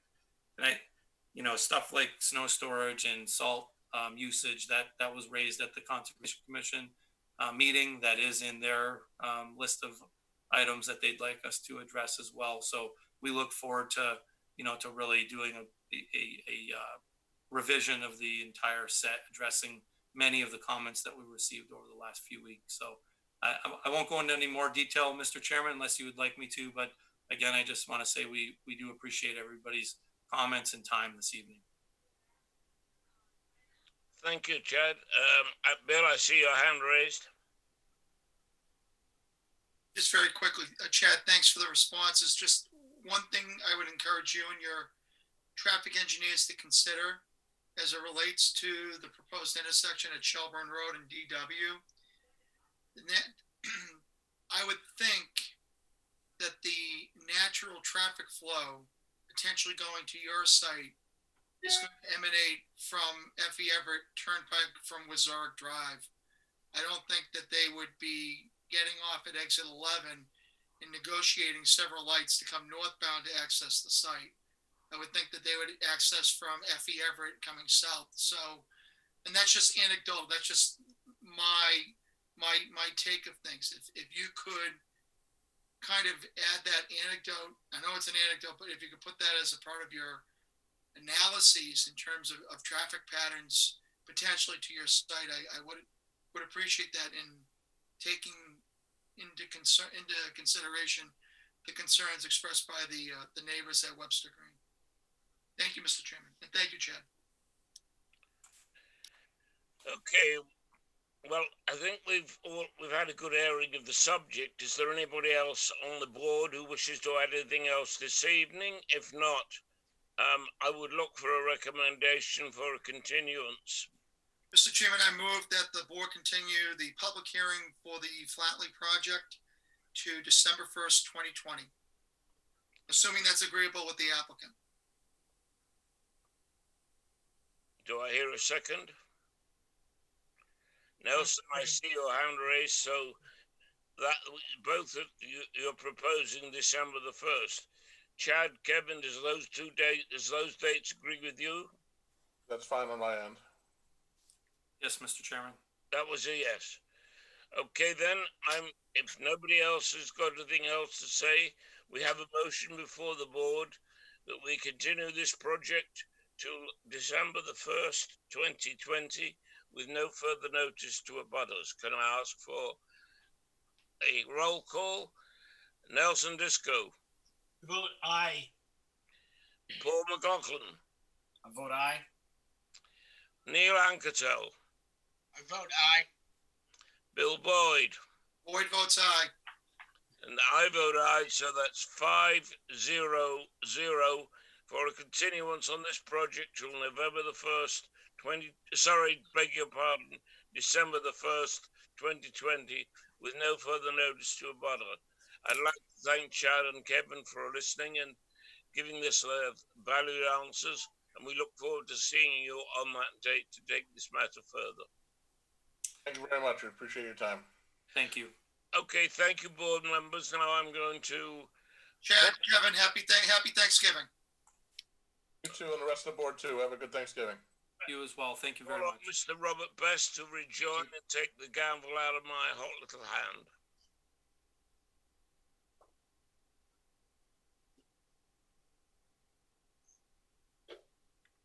Mr. Best. Ah, there you are, sir.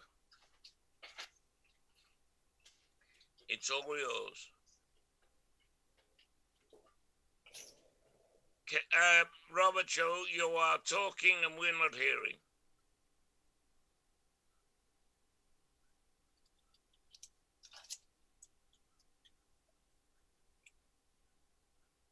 Still not working, Bob. No, I don't hear you yet, Robert. Yep.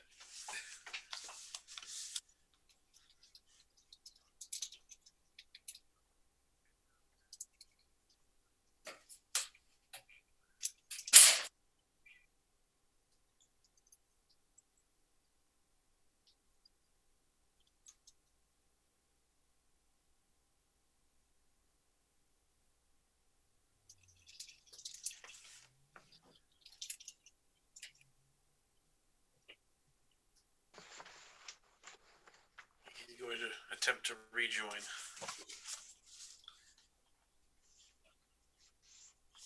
Mr. Acting Chairman, could we have a friendly 5-minute recess while we wait for Bob? Of course we can. We will have a 5-minute recess for you to do whatever you might need to do while Mr. Best gets his microphone in order. Second that.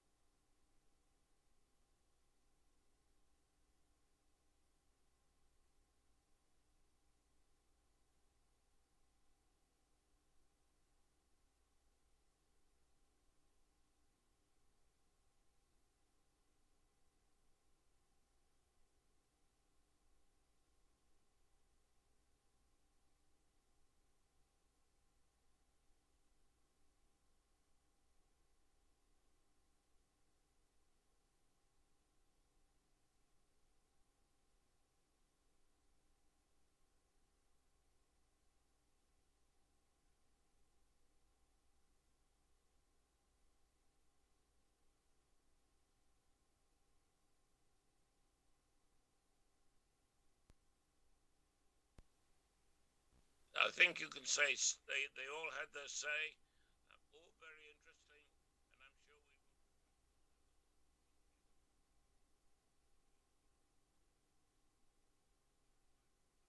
I'm handing over to you now, sir. Bill's back. Everybody's back. Okay, before we jump on number 5, just a reminder, if anybody happens to be hanging around for item 6, that applicant has requested a continuance for the As Life Goes On project. Item 5 on our agenda is Corey Knight as the applicant and Sanco Realty Trust as the owner. And it's review for acceptance and consideration of a site plan to construct an automobile dealership and repair facility. The parcel is located at 106 Herrick Street in the C2 General Commercial and Aquifer Conservation Districts. It's tax map 3D2, lot 21. Case number Planning Board 2020-26. Robert, is there anything that we need to know before we hear from the applicant? Not really. This is a proposal for a vacant lot across from the My Box facility that is yet to be constructed, proposing a new car dealership. They were granted a special exception in August of 2020 by the ZBA for the proposed uses. They're going to do sales as well as repair on site. So outside of that, I would turn it over to the applicant and his engineer to make the presentation. So point of order. Thank you guys for that. When you get a chance, please introduce yourself as you begin to speak, and then we'll hear from the project. But I do want you to clarify, as we're using the words new car dealership, that it's a new dealership, and whether or not it has new cars, you tell me. Point of order, Mr. Chairman. Yes, please. I'm just discovering this right now that the applicant is actually my wife's mechanic. Do I need to recuse myself? Usually the decision to recuse is an individual one that everyone's entitled to make. I don't think that doing business with people in town it constitutes the kind of conflict that requires people to recuse themselves. As we all generally do business at the outlet mall or various other places around town that come before us. That isn't usually the expectation, but it's an individual decision that you should make. Okay. Certainly if he starts giving you work for free, then you should recuse yourself.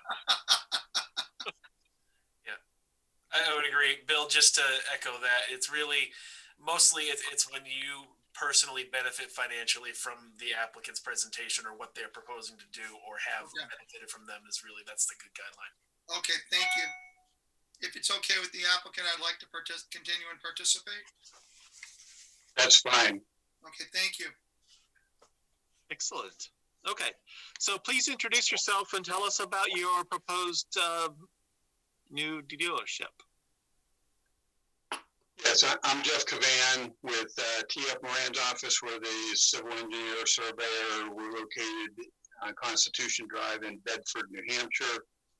We're representing Corey Knight and Ultimate Boomer. Again, what's being proposed is at 106 Herrick Street, which is just north, I guess you acted on or at least had a site plan for My Box self-storage at 101. We're just north of that on the opposite side of Herrick Street. The site's an acre and a half. It's in the C2 General Commercial District, and we are proposing a dealership. So it's a private dealership that focuses on BMWs.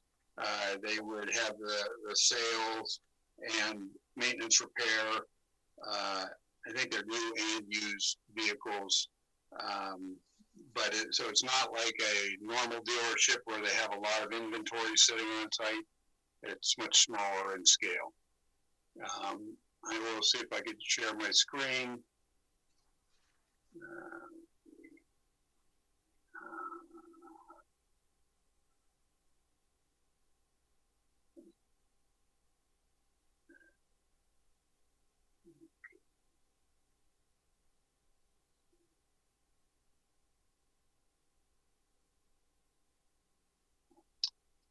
So I apologize, I should have a color up, but so Herrick Street runs around this edge here. My Box is on the opposite side. This is Daniel Webster Highway. Again, this is a undeveloped site. It's wooded on the interior. Herrick Street comes down and kind of dead ends. It intersects with King Street, and that's where sewer and water is right now for us. So again, the proposal is for a one-story dealership repair facility that's 9,459 square feet. We're proposing to have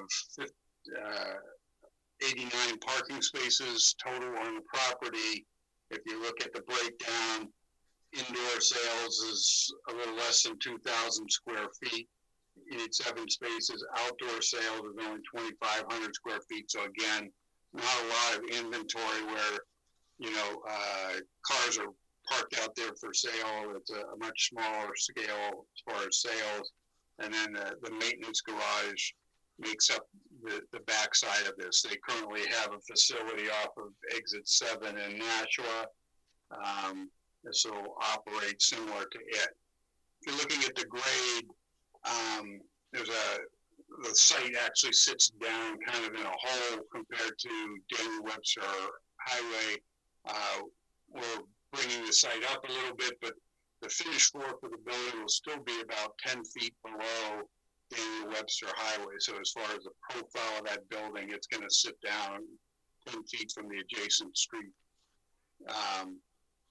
So again, we've come in with the entrance off of Herrick Street, maintain circulation. The front door of the building will face Daniel Webster Highway. The maintenance entrance will come in the back.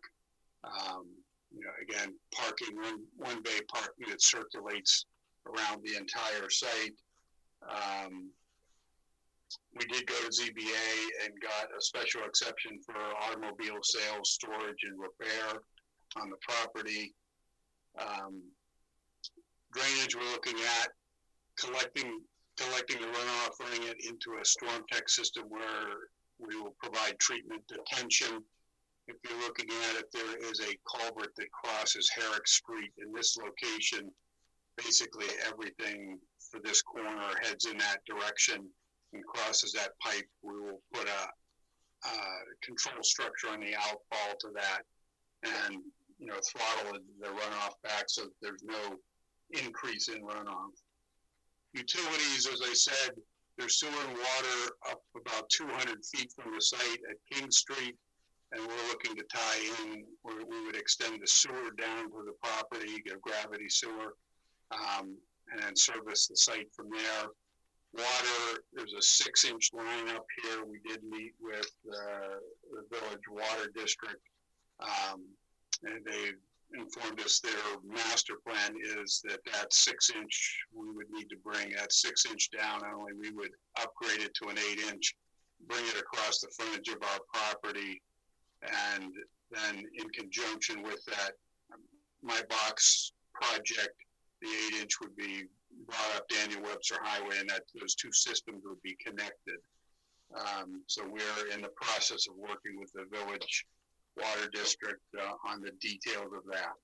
But our plan does show right now sewer and water coming down here and being brought into the site. We've met with Eversource and talked about replacing this pole that's across the street from us, and then we would run underground across the street to service the facility with power. We have asked for one waiver, and that is interior landscaping. It's an odd calculation when you only have one bay of parking surrounding the building. So that, it's, I think the interior landscaping usually, is better applied when you have a big parking lot for a supermarket or something where you need to break that up. Here, where we're counting just these corner islands and the landscaping in the corners here, we end up with about 1,200 square feet. Only need 2,400 square feet. So that's a waiver that we had asked for. Landscaping has been provided, and we've met your requirements. We've shown trees surrounding the site. There's a wooded area and this is a very large right of way from when Daniel Webster Highway was created or what have you. They left a very large right of way here, so there are trees down in this corner of the site that are off our property that will remain. Lighting, we proposed 20-foot high poles that are like a shoebox style downcast. They're LED lights, and we would meet the town standards for lighting standards. We provided a trip generation memo that looks at this. Again, this type of facility is, in general, a very low trip generator. For this, we came up with from an ITE that there would be roughly I'm rounding, but 28 to 30 trips during the peak hours. So anywhere from 14 to 18 trips coming into the site during a peak hour, and 10 to 18, depending on which peak hour you're looking at, leaving. So we generally wouldn't expand upon that study because those numbers fall within the natural background growth of the area in the roadway. But again, we would look for, if the town feels any additional studies necessary, we would do that. But the numbers are extremely low for the area and minimal as far as impact to Herrick Street. With the exception of that, I think I would turn it back to the board and try to answer any questions that you have. Sure. Thank you so much for your presentation. Board members, the first order of business is a determination of whether the application is complete. We have a recommendation by staff that we find that it is complete. Does the board have any questions that they'd like to pose to the applicant that bears on that question of whether the application is complete? I do, Nelson. Chairman.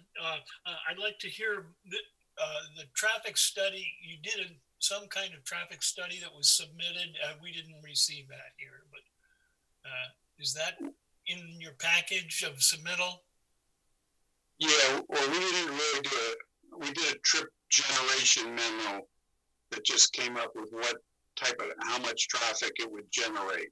And at this point, we didn't study any intersections or whatnot, because again, those volumes are so low that they fall well below what the natural background growth of the area would be. Where did that memo So we would look for the direction. Where did that memo go? Bob, Robert, was that submitted to the department and not included in the packets, or? Yep, I think that's what happened. We do have a copy of it. It was sent up to Fuss and O'Neill for their review and comment. We have not received comments back from Fuss and O'Neill yet, but it appears to have been left out of the packet. Okay, I would Thank you, Robert. I think that at least if we're following the staff's recommendations, we may ultimately, after considering completeness and some further discussion in a public hearing, end up continuing this matter for to receive the engineering review. And if that is the path that the board ultimately takes tonight, then let's see if we can't get that trip generation memo in the packet for the December meeting or whenever we continue it to. Okay. Any other questions that bear on the issue of whether the application is complete? Yeah, the other thing was landscaping plan and lighting plans. Do we have? Jeff, is there, you mentioned a landscaping plan. Is there one in this package? There is. Yes. Yeah, there is one in the packet. Yeah. But my comment was, this is just a comment on that. I would like to see some conjunction with this large right-of-way on Herrick Street that you mentioned. There's a large piece of land there that is, it's going to look like part of your property, and it should be treated with some respect with regard to planting or whatever. It could be sort of blended into the property. And, so basically, like I said, there's a section of woods. If you're looking at this, there's tree coverage here that obviously we can't touch, or we're not proposing to touch. The only thing we would look at is, again, one thing that I got a note today to look at, lining up my driveway with my box driveway. You know, we'll do that, but there will be a section of trees that remains. This comes down into a kind of a lower hole right at the property line. So all that will remain as is. But we are proposing plantings all around the perimeter of the property. You know, a variety of, trees, and then trees and shrubs in these islands adjacent to the building.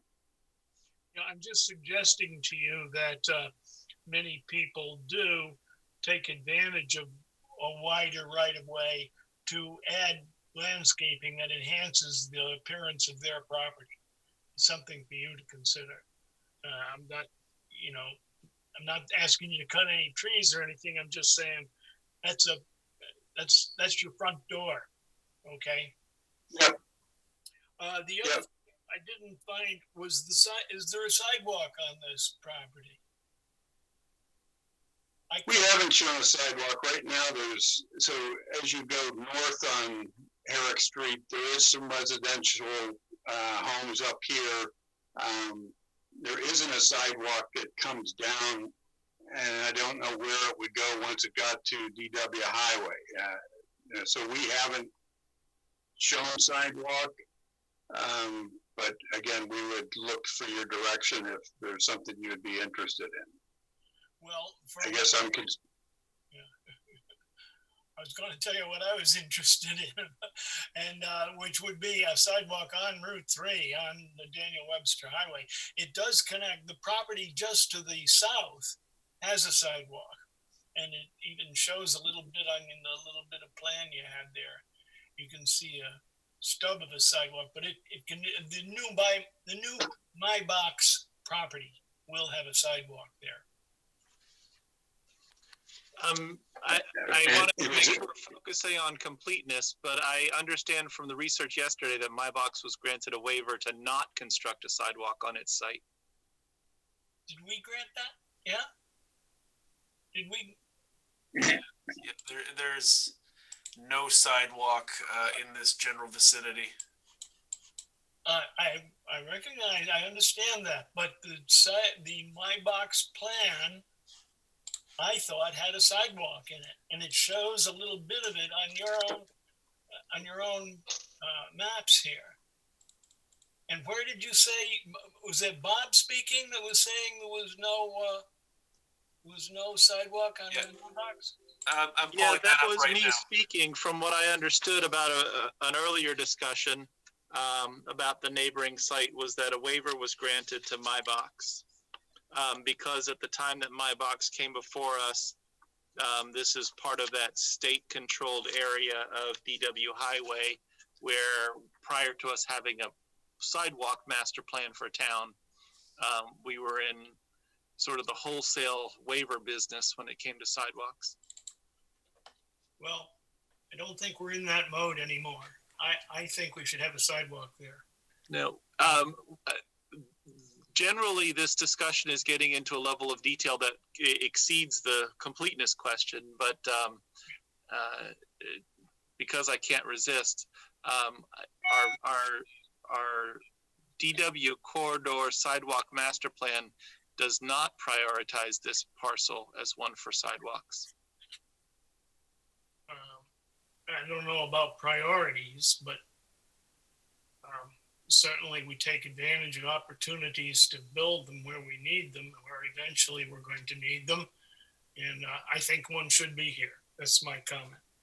And I will confirm, I pulled up the My Box plan, and a waiver was granted by the board September 5th, 2017 to not require a paved pedestrian way or sidewalk along existing or proposed streets. So it's funny, it shows, you know. Let's tackle the question of completeness, and then we'll get into sidewalks and anything else that the board would like to talk about. Does the board feel like this application is complete? Mr. Chairman, I would move that the board vote to accept the application as it is substantially complete, contains sufficient information to invoke the board's jurisdiction, and will allow the board to make an informed decision. Is there a second for Councilor Boyd's motion? A second. Neil Ankatel's got a hand up. We'll count him as the second. Okay. Is there further discussion on the question of completeness? Then let's do a roll call vote. Alistair Milnes, how do you vote? I vote yes. Councilor Boyd, how do you vote? Boyd votes aye. Paul McLaughlin? I vote aye. Neil Anketel? I vote aye. Nelson Disco? Aye. I also vote aye. So that's 6-0-0 on completeness. With that in mind, unless the applicant has some more presentation that the applicant would like to offer, then let's have general discussion by the board. Councilor Boyd, you have a hand up. Thank you. I just wanted to. Neil, I saw you too. I just wanted to commend the applicant and Mr. Cavan for having the entrance on Herrick Street as opposed to being on DW Highway. I really want to thank you for that. Because I know, it's probably difficult to get DOT to be cooperative to you if you wanted to do a driveway cut there. But bringing everything onto Herrick Street, I think, is a great use of the site. So I want to thank you for that. On page 3, on the site preparation plan, you delineate a proposed stabilized construction entrance. I've never seen anything like that before. Maybe my colleagues are familiar with it. But I was wondering if you could kind of talk about that.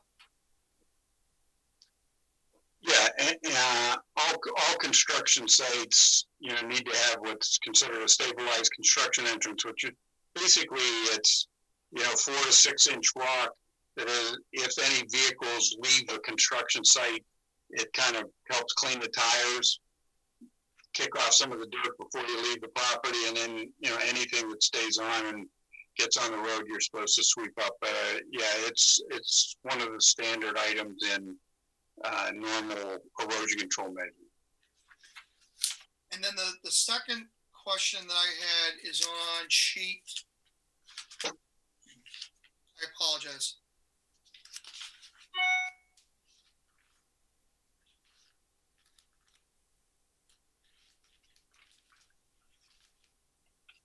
Sheet 6, which is the utility plan.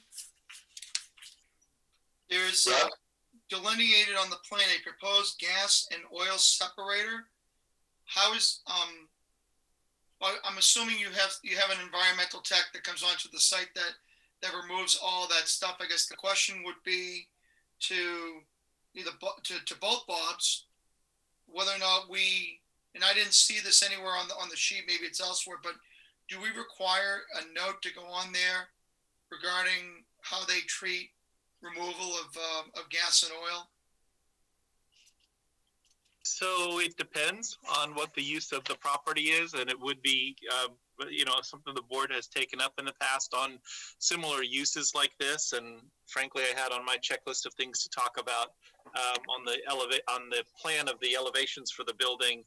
They show floor drains going down the middle of the mechanic shop, and we would not support generally as a planning board having floor drains on any automobile mechanic shop because of the propensity for it to wash oil into the drainage system.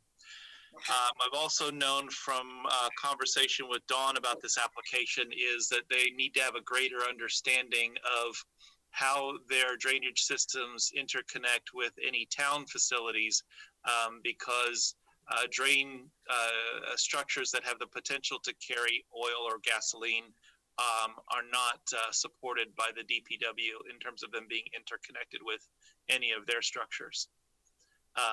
And so certainly questions about that to understand how it works. Yes, it's common for us to do this, and floor drains. We don't like them. Okay. So I was notified today that you don't permit floor drains. If you notice on my plan, again, interior plumbing, and a lot of towns treat this very differently, and it's changing. I was actually tying that into the sanitary line, so it would not go to the drainage. But I was notified today that they can't have floor drains, and so obviously we'll work with the various staff and what have you outside. So there's no fueling or anything like that outside, so you wouldn't have any more gas and oil type stuff on the parking lot, but we would probably have gas oil separator hoods in the catch basins, just as a precaution, at least right before it, leaves the property. Makes sense. We're going to be relying on our peer review and on our DPW for their comments on those kinds of expertise, but it sounds like you got an approach to discuss with them. Bill, did you have another question? Yeah, maybe it's not in my packet, but at some point we're going to see like what the building is going to look like. I had it in my packet. Did you not? It was the same. I'm looking at the larger packet. It was a 2-page stapled, and the first page was kind of the floor plan, which is where I saw floor drains, and then the other one looked like that. see Neil's holding one up, so it must have been in the package. I found it. So, at quick glance, what type of glass are you going to be using on the buildings? Is it going to be the mirror glass? I'd have to get back. What's that? Are you using tinted or mirror glass? I would have to get back to you on that. I don't know that he's taken the architecture that far. But like I said, the nice thing from as far as the view from Daniel Webster Highway is the building, even though we have a fairly tall building in the front, it's one story, but it's elevated. But it sits down 10 feet lower than the road. So that profile is going to be much shorter from the road itself. It's going to look like a 10-foot tall building or so. I was just going to say, at first glance, the profile looks pretty bold. It's going to be pretty nice. Yeah. Coming up and down DW Highway, seeing that building. Anyway, thank you. I appreciate it. Okay. Jeff, is the all of the building one story? Because it looks like you're saying there's a subfloor on the taller part of the building. No, he's going to keep it as one story, so it's just more of a taller ceiling, in that front office space, but it's all one story. There is no mezzanine. Okay. Honestly, I don't think it would matter to the planning board if it was, because it would be an internal feature, but just was curious about it. Neil, you had some comments that you wanted to raise. More of an observation on the print, excuse me, on the plan of the index. I'm sure staff would have noticed this, but it says page number 7 is a landscape plan, and when you get to that page, it's actually excuse me, it's the offsite utility plan. So I just think it'd be important to make that change. Just fix that. Yeah, there are some typos clean up things we have to take care of. Yeah, it looks like the landscape plan is sheet 9. Yeah. Actually, it's listed there twice in there. I see it. Yeah, I do have one question though, but pertaining to the lighting. I was just looking. I didn't see a height of the light poles. Could you point that out for me? They're 20 feet tall, and we'll make sure that's clear on the plans. What page is the lighting plan? And the very last page of the packet. Very last page. Yep. Last page. Yeah, I see the lighting plan. I was just looking for you said they were 20 feet tall. So those are down. Those are all cast down, straight down. Yeah, so it's hard to read, but yeah, they're like a box style light and the shield is flush with the top, so there is no globe that sticks down or anything like that. So they are completely cut off and directed downward. Okay. Thank you.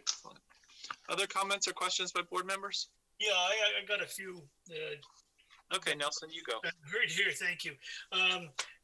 One thing that's coming up, not necessarily most important, but I was looking at the drainage plan, which I think is page 10 of 19. I was wondering if you could just explain that again, how the drainage is going to work. It all flows, is it sheet flow across the parking lot to the corner there, or how does the drainage work on this site? Yeah, basically we have catch basin structures that are in the various corners of the parking lot. That runoff is captured, collected, and will be discharged into an underground storm tech chamber. There's an isolator row that has fabric that would capture any sediment and suspended solids, and then it spreads out within the balance of the chambers. Where is that? I'm looking at what I thought was the stormwater management plan on page 10. Is this all on page 10 you're talking about? If you look on page 5, the grading and drainage. Oh, okay, hang on. Back, let me see if I.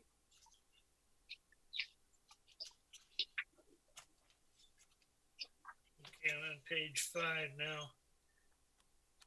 What do we got here? This is grading and drainage. So this is grading of the off-site one. If you look on sheet 15, there's a little bit of a blow up. You can see the outline of the system's a little clearer on it. 13, okay, we'll go to 15. On sheet 15, what am I looking for? Look at where it says storm tech system. It shows that basically we have chambers that are L-shaped running down these two sides here. Okay, so all of your systems is going to be these chambers that are under the parking lot? Correct. Okay. Do the specifications for StormTech, I'm not familiar with their product, but do they require maintenance? As these things typically do have some maintenance requirements. Yeah, and so like I said, there's an isolator row. So what you do is try to capture any type of sands and material that washes off the parking lots that get captured in sumps. In this case, we've been through, there'll be sumps in the structures leading into the system, but then there's an isolator row that you actually maintain. They have a machine that goes in and sweeps and blows out that isolator row, and then you get at the opposite end of it and suck that material out to keep it clean. And that's how you would maintain that system. We actually have a large number of them in the ground and have been out at Southern New Hampshire University. We've had systems in the ground for 8-9 years, and they're still functioning very well. Yeah, I would expect if they're maintained, they'll perform as long as they're put in correctly and all that stuff. We typically, when there is a system that requires maintenance like this, require a note on the plan that the maintenance plan be submitted to the department and reviewed to make sure that it suits what the manufacturer says to do. Now, on this plan that you're sharing the screen for me, these black dots around the corner of the lot, are those your catch basins? No, these right here. Yeah. Those are the light poles and the light bases. Where are your catch basins? They're in the corners here. They don't show up on this layout plan that I have up, but they're in these corners here. So which plan can I find those on? If you look on sheet 5. Okay. Okay, I'm on 5. You can see where the bold circles, those are around the structures. That's the erosion control measure that we would put during construction around those structures. But those are all catch basins right there. Okay, so some of them are in the grass and some of them are on the corner of the parking lot? The ones in the grass, what we're trying to do, so like I said, on this property line and this property line, there's kind of a low pocket on each side. And so we're capturing the runoff from off-site, into this structure on our property on both sides and bringing it around to this discharge point so that we don't have to run it through treatment and detention and so forth. And then we capture everything within the development and the sheet flow that comes off of Daniel Webster Highway onto our property. We capture all that and run it through the treatment system and detention and discharge it. And again, everything is going now to this culvert and we'll go to that culvert when we're finished. Where's the culvert that you're going to when you're finished? It crosses right here. Okay, so is there a plan where the catch basins and their connection to the StormTech is visible so I could follow where the water's gonna go? And then from the storm tech back to the culvert? Sheet 5 does show it. It's probably a little hard to read, but sheet 5 does show how, again, we capture everything, bring it to the storm tech, and then the storm tech runs to basically from here to that culvert over here. So there's a pipe that runs diagonally across the site here that picks up the system and discharges it to that. Again, we're going to put a new structure at the end of this 18-inch pipe to control the runoff. Okay. How is Bob, doesn't our engineer review these drainage plans? Yeah, they do. Absolutely. I mean, how can they review it from this information? This is not complete here. If there's incomplete plans, Fuss and O'Neill will comment on that, and the applicant will be required to address those comments prior to any final approval. Well, good luck to them then, because I'm not quite with this. Okay. Fuss and O'Neill will do their thing, and I trust them to do that. But I agree with Nelson that I'm not really following exactly how the water's going to move or see where the piping is supposed to be located between the catch basins and storm tech, and then from storm tech back up onto the surface and through a culvert. I don't follow that. Where are you going to put snow on your site? There obviously isn't huge amounts of area. There's some small areas around the perimeter. Anything of substance beyond that would have to be collected and hauled off property. Okay. So I'm looking at the landscape plan, and I hope that your trees end up there because they look great. But there really aren't many small areas around the site that aren't part of your landscape plan. That's correct. I mean, there's just basically, 5 to 8 feet around the perimeter of the property. Okay, bring up the sheet 9. Can you put sheet 9 on the screen? I don't know if I can, but I'll see what I could do. Let's see.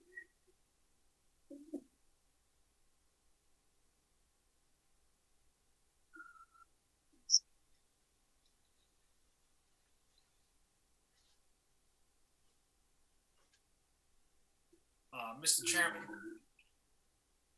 Yes, Paul. I apologize to the board and to the applicant, but I'm going to have to excuse myself from the meeting. Okay. Thank you. Okay, there's street 9. Thank you for that. Now, a little bit of the part that borders on Herrick doesn't have some trees and things planted in it, but I don't see 5 or 8 feet around the edges of your parking lot that wouldn't be on top of all your plants. You're correct. I'm not, basically there's, 5 or 6 feet in specific areas, and there's a little bit of area here, but again, anything beyond some small snowstorms would have to be, collected and hauled off property. Okay.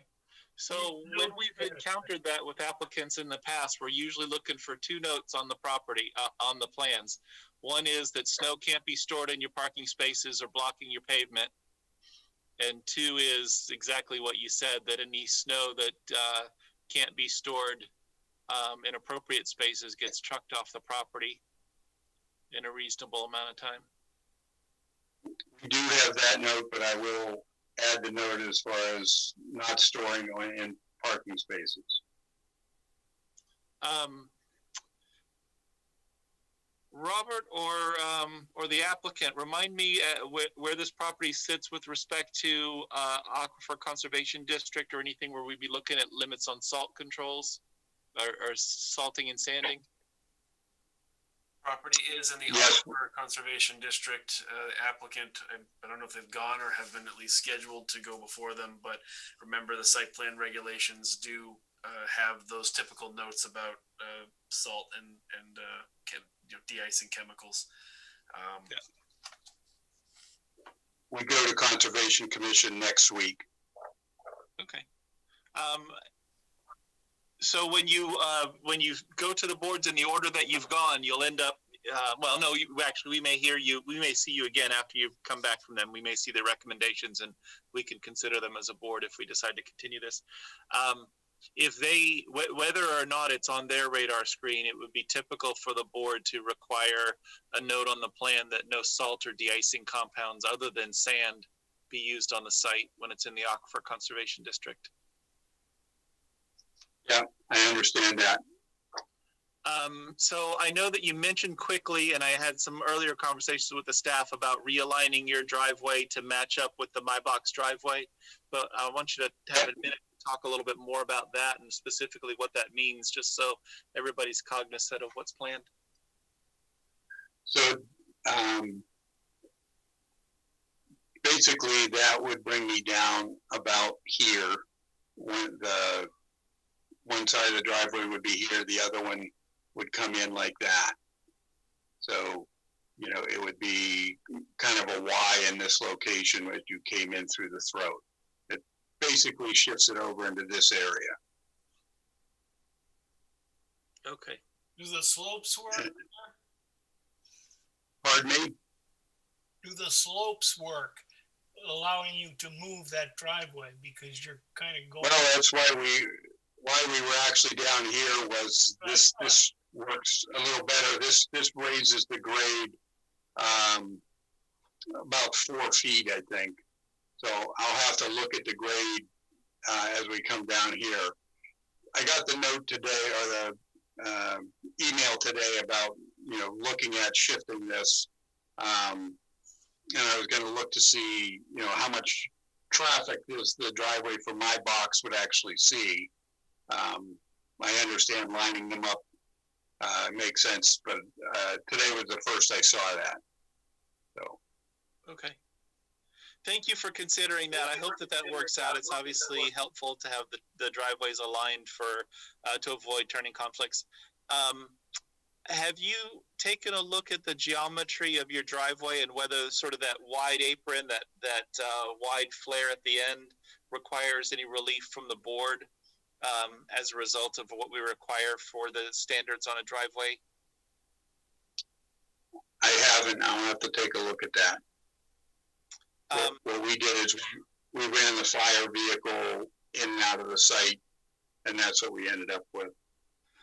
Yeah, I think that you would certainly have a reasonable argument for relief, but I wouldn't be surprised if having such a wide flare, especially on that, I guess that's the southern part of the driveway, requires some kind of a relief from some technical limitation on the radius for the end of the driveway. Okay, I'll take a look at that.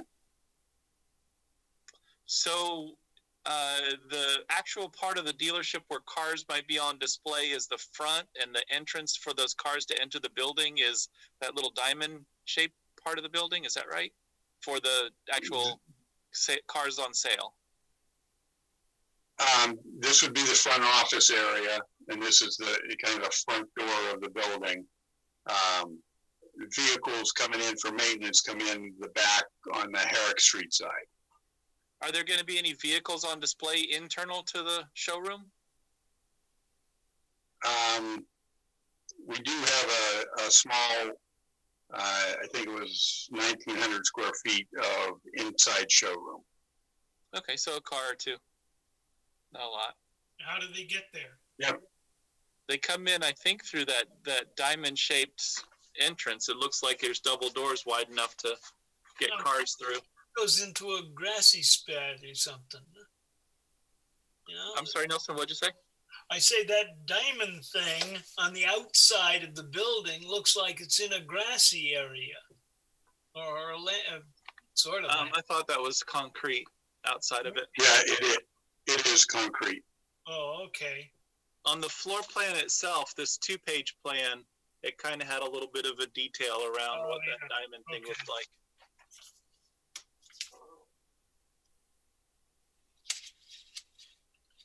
Yeah, okay, there's double doors there, yeah. One way or another, if you want cars inside, you'll build doors big enough to get them inside. Yeah. Okay. Yeah, they can't come. Do other members of the board have comments or questions? No, I just, Okay. So I know that we've got a number of comments from our Department of Public Works about how the drainage works and to understand that detail. And I want to make sure that our peer review folks have had a chance to look at the lighting plan and all that. I know that signage is not typically part of a site plan review like this, but I'm sure you're going to have some. What do you have in mind for your signage? I'll have to include that in my next submittal. I don't have anything specific. I'll have to review that with the applicant. I'm sure, you know, he'll have something on the building mounted here. And I would imagine that it would be a monument type sign, you know, towards the driveway, but I will have to get back to you. Okay. If this is Corey Knight speaking, I'm the applicant. If I may, Jeff is correct. The diamond shape is actually shaped the way it is, so that it is. If you notice that the front section of the building, that tower, and I believe in the prints it has our logo on it with UBS. That would be so that it's easy for traffic coming either way to recognize the building, and then we would, as Jeff suggested, do a monument style sign by our entrance. And beyond that, I don't believe we would need any further signage, just based on the layout of the facility and the surrounding area. Thank you, Corey, for pointing that out. I do see that on the elevations for the building, that it's... two little diamonds are. I was wondering what they were. Okay. That's the Beamer logo. Nelson, if I may, I do like your suggestion on taking care of landscaping on what would be a city property there on that side. I just don't know who I would contact to get approval for that, but you are correct in saying that would be kind of our entranceway, and to be able to clean that up and landscape it, I think is a great idea. Yeah, if it belongs to the town, I think Herrick Street belonged to the town. I don't know. You'd have to ask the town as to who actually owns it. It's either us or the state of New Hampshire, and the state of New Hampshire wouldn't mind. I don't know if you get to the right person. Yeah. I don't know if it's put on the plan sort of inadvertently or whether somebody researched it, but it's on the plan as a Class 5 roadway, which would be a town-owned roadway. Yes. It is a town roadway. So you could consult with the town council about the potential to do something with that. Go to DPW. To clean it up and Just go to DPW. DPW. Yeah. Maybe simply the Public Works. Who knows? Yeah. I agree with Nelson. You know, make it look nice, so it's a nice entrance for folks. Okay, I think the only discussion we really haven't had in any depth is what we were talking about before we decided it was complete, and that's Nelson's desire to see some sidewalks built. And actually, I shouldn't say Nelson's; it may be the whole board's. But the question of sidewalks, one way or another, around Herrick Street or on Daniel Webster Highway. One way or another. So let me open up the floor and see what the board thinks of sidewalks on the property. You probably already know what I'm going to say, but I think we should put a sidewalk on Route 3 as a minimum. Okay. Because that's part of our long-range plan. And so, Neil, you had your hand up on. Yeah, I was just going to say it kind of brings me back to another plan that we were looking at, and it kind of sounds like a sidewalk to nowhere. As much as I support the sidewalks through town, I think it's really important that we have that connectivity throughout up and down the Daniel Webster Highway further north of this project. But whereas the property next door was granted a waiver to not put one in, and then we would ask to put one in here, it just doesn't really make any sense to me. So I wouldn't be in favor of having to put one in. Other comments or questions? You just compound the error. You got one got away. Yeah. Eventually the town is going to have to build them. That's the thing. Yeah. I'm always a little bit cautious on the sidewalk to nowhere discussion because somebody's got to be first. Yeah. And you can't have a sidewalk to somewhere until you make somebody put a sidewalk somewhere. So I'm not necessarily thinking in terms of, where does it lead, because ultimately you would want to piece them all together. But I am more thinking in terms of the work we did with NRPC to develop a plan for this corridor and identify the areas that were key priorities that would really start to create those linkages and see things match up. And this southern part on this side of the road just really didn't have the high potential in their view to be anything close to the top of our priority list. And so that's why I would tend to be inclined to not require a sidewalk here. But my opinion on that is not so strongly held that I would be terribly troubled if the board decided differently. Okay, thank you. So if I could ask a question, so if you were considering sidewalk along DW Highway, the question is, are you trying to get us to put it within the DOT right of way or on our property?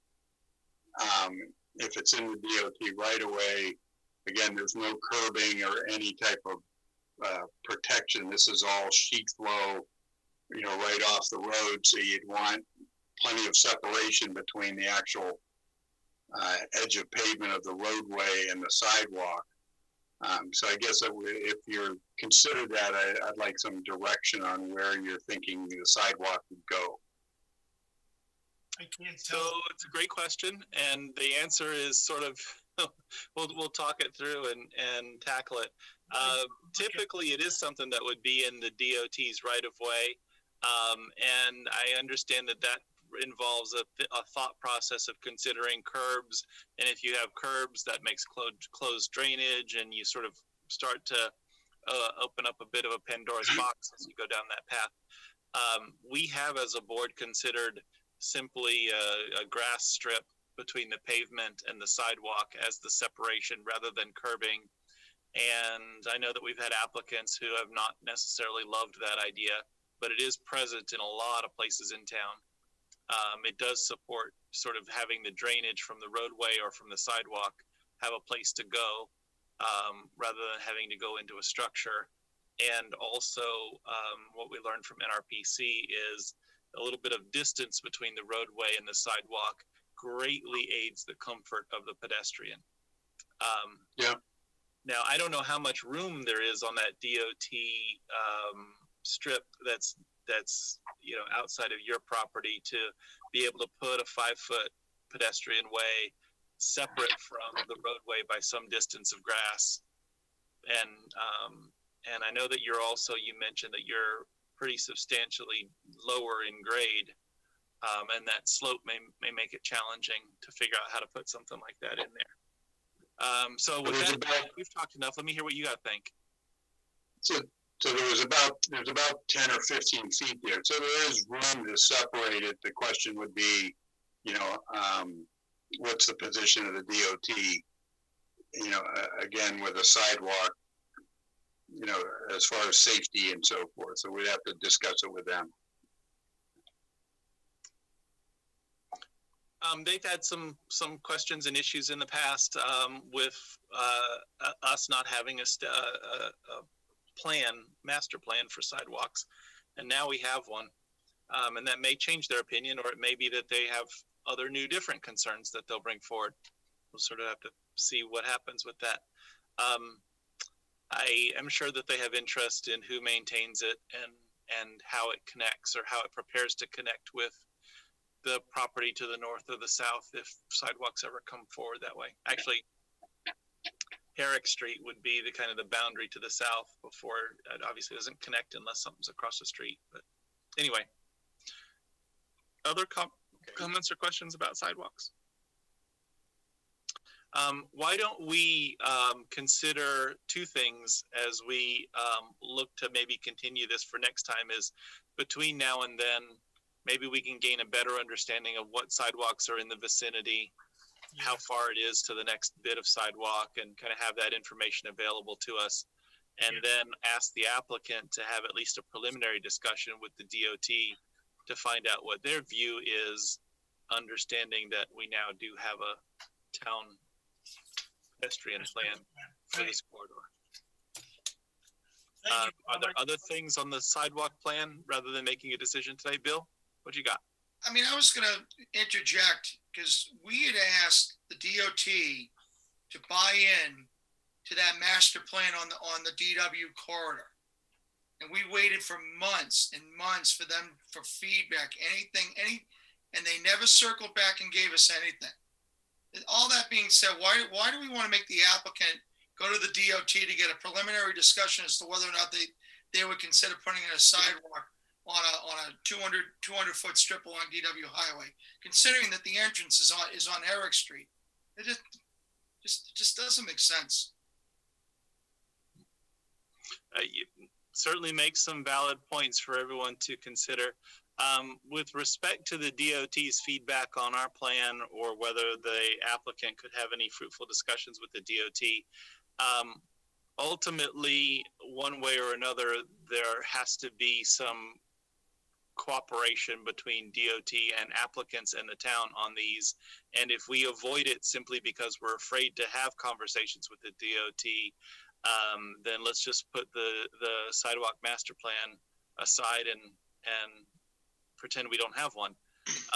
It's not a question of avoiding it, Mr. Chairman. It's just the past record of this community in trying to work with the DOT on a variety of different issues. I don't disagree with what you're saying. I'm just thinking anecdotally of what we've been through with some of the other applicants, especially as it relates to Industrial Drive and parts of Continental Boulevard, with applicants having to deal with DOT. It's to me, I think for the applicant and the owner of the property, I just think it's another onerous request to make of them. I think that the bigger conversation, and I think Nelson brings a very good point, and the applicant's in agreement, is strengthening the landscaping and dealing with some of the on-site drainage issues with the appropriate parties, so that the applicant can present a strong plan back to us when we come back and talk about this in December. I mean, to give them 6 weeks. I'm sure mountains can be moved in 6 weeks as it relates to the DOT, but I'm not optimistic that either Corey or Mr. Cavan are going to be back with anything. And that's just me and my history of in being in this town as it relates to the DOT. So all fair points, and we've certainly had our own. The town has had challenges working with DOT, and we've certainly seen applicants that did.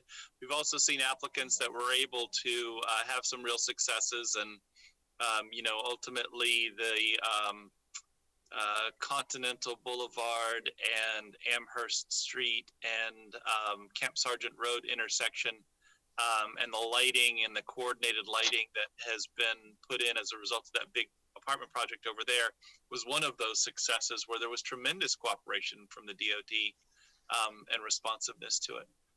So anyway, I think the bigger question is, does it make sense to even want a sidewalk here? Because if we don't think that we want one here, then absolutely, it certainly doesn't make sense to send an applicant asking questions about it.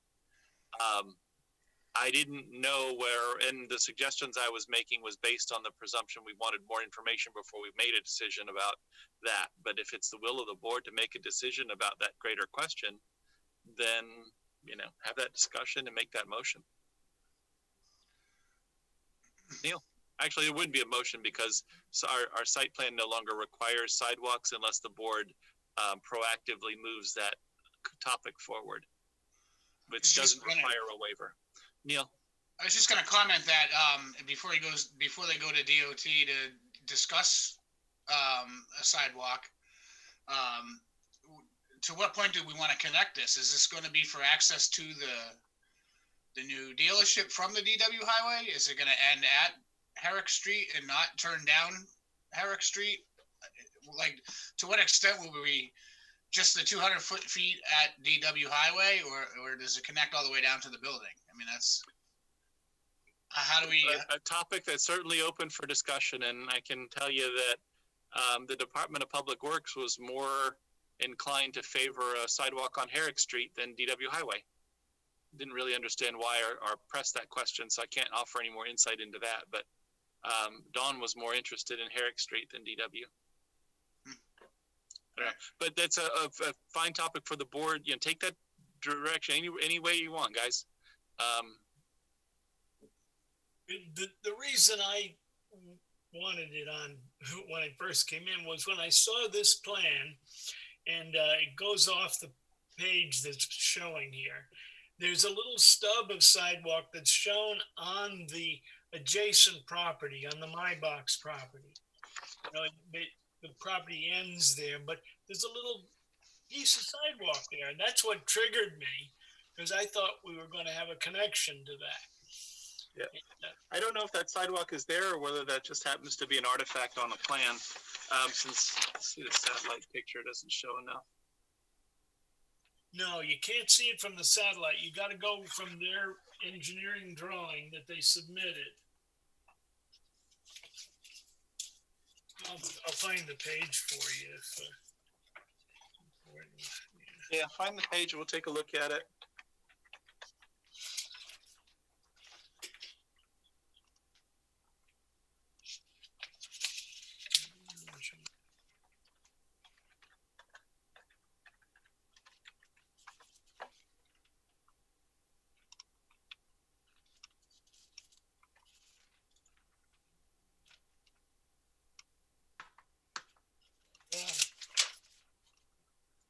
While you were looking for that, Nelson, I was looking on Google Maps at the satellite photos, and it certainly isn't there at present.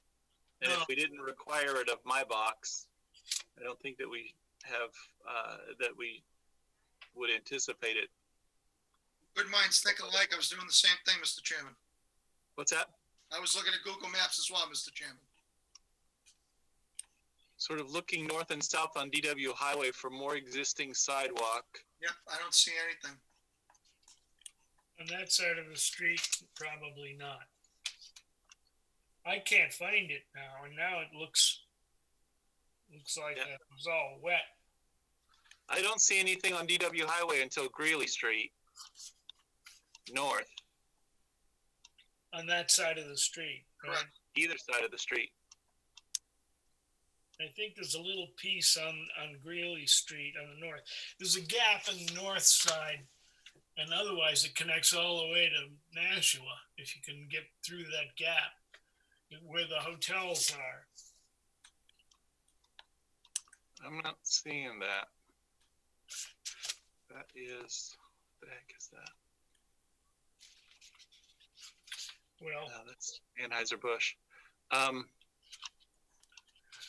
No, there's nothing on the Anheuser-Busch side on that property, and it probably never will be because of the contours. The grade comes right up to the guardrail there, and there's no room on that side of the road. For parts of it, the Anheuser-Busch lawn is wide enough, but there is sidewalk on the Elbit or whatever that's called these days. Yes. Property. Yeah, from there it goes all the way to Sanders and beyond. I mean, it goes beyond, it goes all the way down to Nashua. Well, I apologize. I think maybe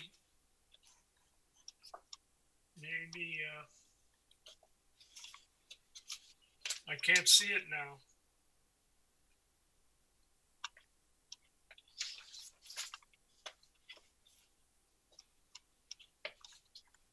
Oh, on the plan you were looking for? Yeah, I thought I had seen it, but I don't know. Maybe it is a wild goose chase if there is none there. Let's have a look at it and just have a look at it and see if it makes any sense. I don't think it does anymore. Okay. So we can take a bunch of different courses of action, board members. We can resolve the question today and give the applicant some finality that we do or don't want a sidewalk, or we could ask for more information and consider the question a little bit later. It seems like there may be a consensus among the board to not want to see a sidewalk developed here, but and again, it doesn't require a motion or a waiver, but is that what the board's intention is, that we would not require a sidewalk along DW Highway or Herrick Street for this parcel? I would concur with that, Mr. Chairman. That's what I would want more information. I think yeah. Nelson, I think, Alistair, what are your thoughts? Well, I don't see putting it on Daniel Webster Highway. If you want in Herrick Street, well, I suppose I could be persuaded. But as far as DW Highway, no, because there's nothing much else on that side. Yeah. On the Herrick Street side, Herrick is not a particularly busy road. Not that makes, we certainly don't want people walking in the road. I've mentioned before that I certainly, when I get my car fixed somewhere, if I want to wait for it, I might go walking around or try to find some place to have a lunch or something. And there's no place around here to walk like that. So you're pretty much going to either stay at the dealership or get dropped off and come back later if you're going to get your car fixed at this new place. And so, or any place to go up and down Herrick Street or up and down DW Highway for a few minutes while you're waiting for your car to get fixed. So I think I would also put my hat on the side of not requiring any sidewalk. That's at least 3 or 4 of us that are in that camp. And so I think that kind of untangles that question. Are there other discussions that the board would like to have, or that the applicant would like to see us have before we decide on a continuance to probably December 1st in order to have time to see our peer review? If there's none, then is the board willing to make a motion? I would like to have the chair. I believe staff suggested the second meeting in December. Second meeting, so Robert, you were also weighing in. What did you say? Just trying to remind you to call for public comment before we move on. Thank you for that, Robert. And the applicant and the staff, if we decide to continue it, we're aiming for the second meeting in December. What's the date of that potential meeting? It'd be the 15th? 15th. Okay. Are there any abutters or citizens who wish to weigh in? I don't see any, so we'll consider that opening and closing a public hearing. I do want to take a moment to just sort of talk generally about the applicant's proposal. I think it's a good use of the property and a good part of the town to put something like this in. I think the building is attractive, and I think it would be a benefit to the town to have something like this come along. So my compliments to the applicant on those points. I think it's a good job by the engineers to do an initial layout, understanding that they would have no reason to know about the driveway across the street and some of the technical things that we've talked about here today. So compliments all around for those topics from me. I don't know if any others have any thoughts on those things. Bill, yes. Being intimately familiar with their Nashville location, this is a significant upgrade from their current location. I think it's a testament to the growth that their business is going through right now. And I'm really thrilled that out of all the communities in Southern New Hampshire, they're moving north to Merrimack, and they're not taking something existing. They're actually choosing to create and build. So I really think that's a big deal, Mr. Chairman. So that's how I'm looking at it from an economic development perspective. I think this is a wonderful opportunity for somebody new that's coming north, that's expanding their business, and they're coming Merrimack to do to build their business. So that's really it's a testament to our community, but it's also a testament to the things that we have in place here in town government that is allowing this to happen. So it's a good thing, and congratulations all around. I agree with that. I'm also a car guy, so I like cars and car dealerships, and we've got one new car dealership, and and quite a few used car dealerships, and certainly fits my personal interest. I like them. Any other comments generally? Okay, so the applicant is, and the staff are potentially looking for a continuance to our second December meeting, which is December 15. What's the will of the board? So moved, Mr. Chairman. Is there a second? I'll second that, Mr. Chairman, with the rider that there'll be no further notice to abutters. Excellent, excellent. Okay, so let's do a roll call vote. Alistair, how do you vote? I vote aye. Bill? Boyd votes aye. Neil? I vote aye. Nelson? Aye. I also vote aye. That's 5-0-0 to continue to December 15th. And I think that we've talked through enough, the couple of things that we would be looking to have by the 15th. So excellent. That concludes that agenda item. And all right, Jeff, thank you, and happy Thanksgiving. Thank you. Thank you. Thank you.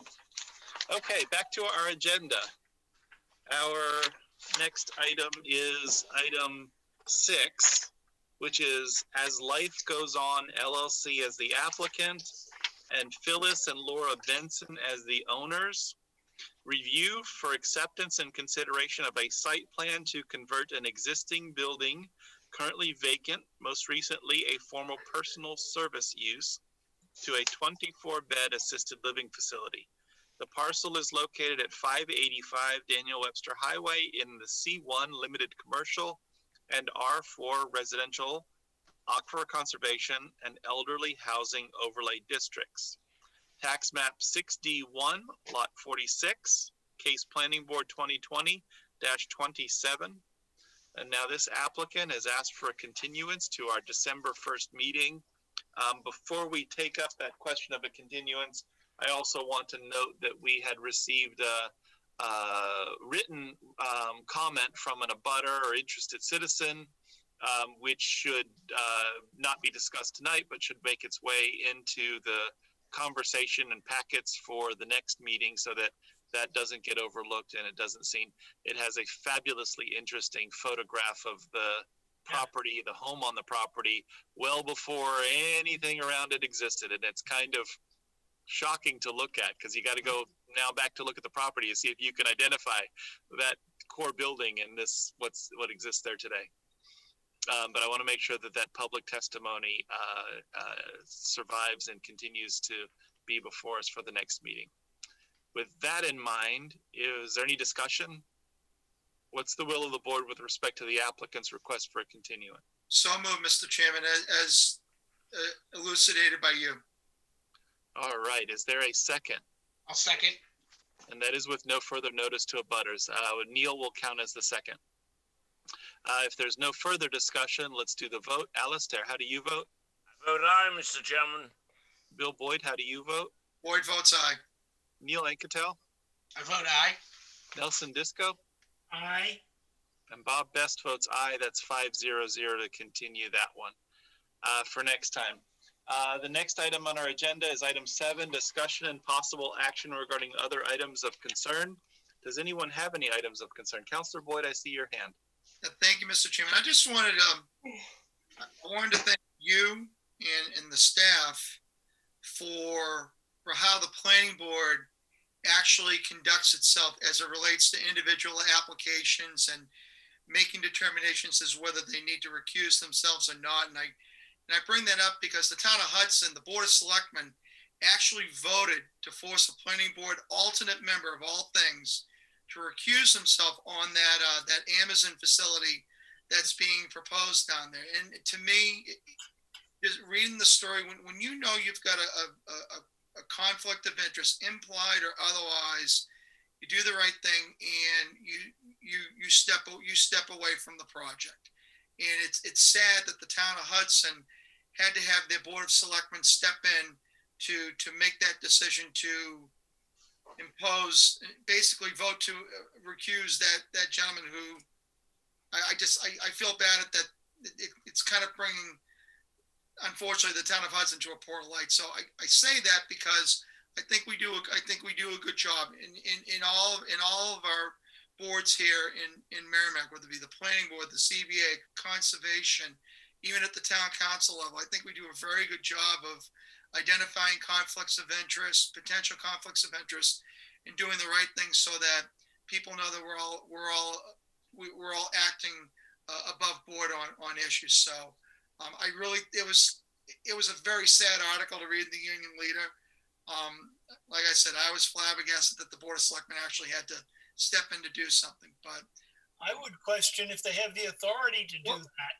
So that was my question, Nelson. I mean, I haven't even asked Eileen whether the town council has that ability. I think it's a great question. Did they have the authority to do that? I don't think they do, but that'd be my guess. Without having sort of dive in any research, I've certainly seen Supreme Court cases where planning board members fail to recuse themselves, and it ends up creating a defective decision by the board when you do that.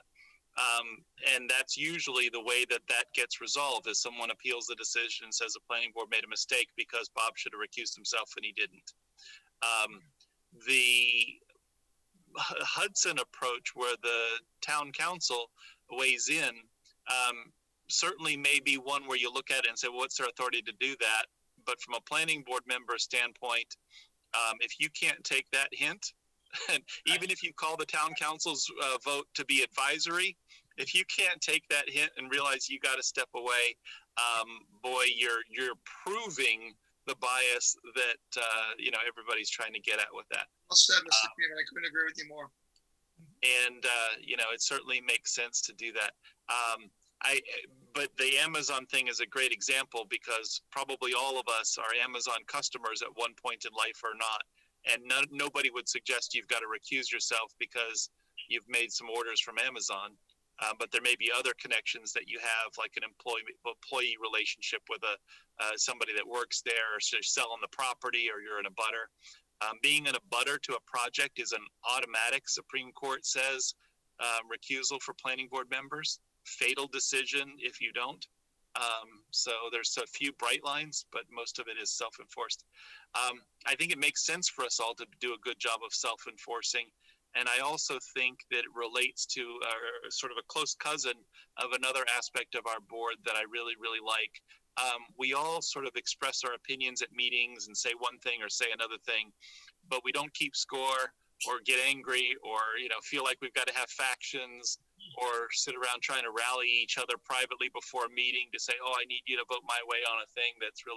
We don't do that. And I think that produces the right result for the town and the applicants.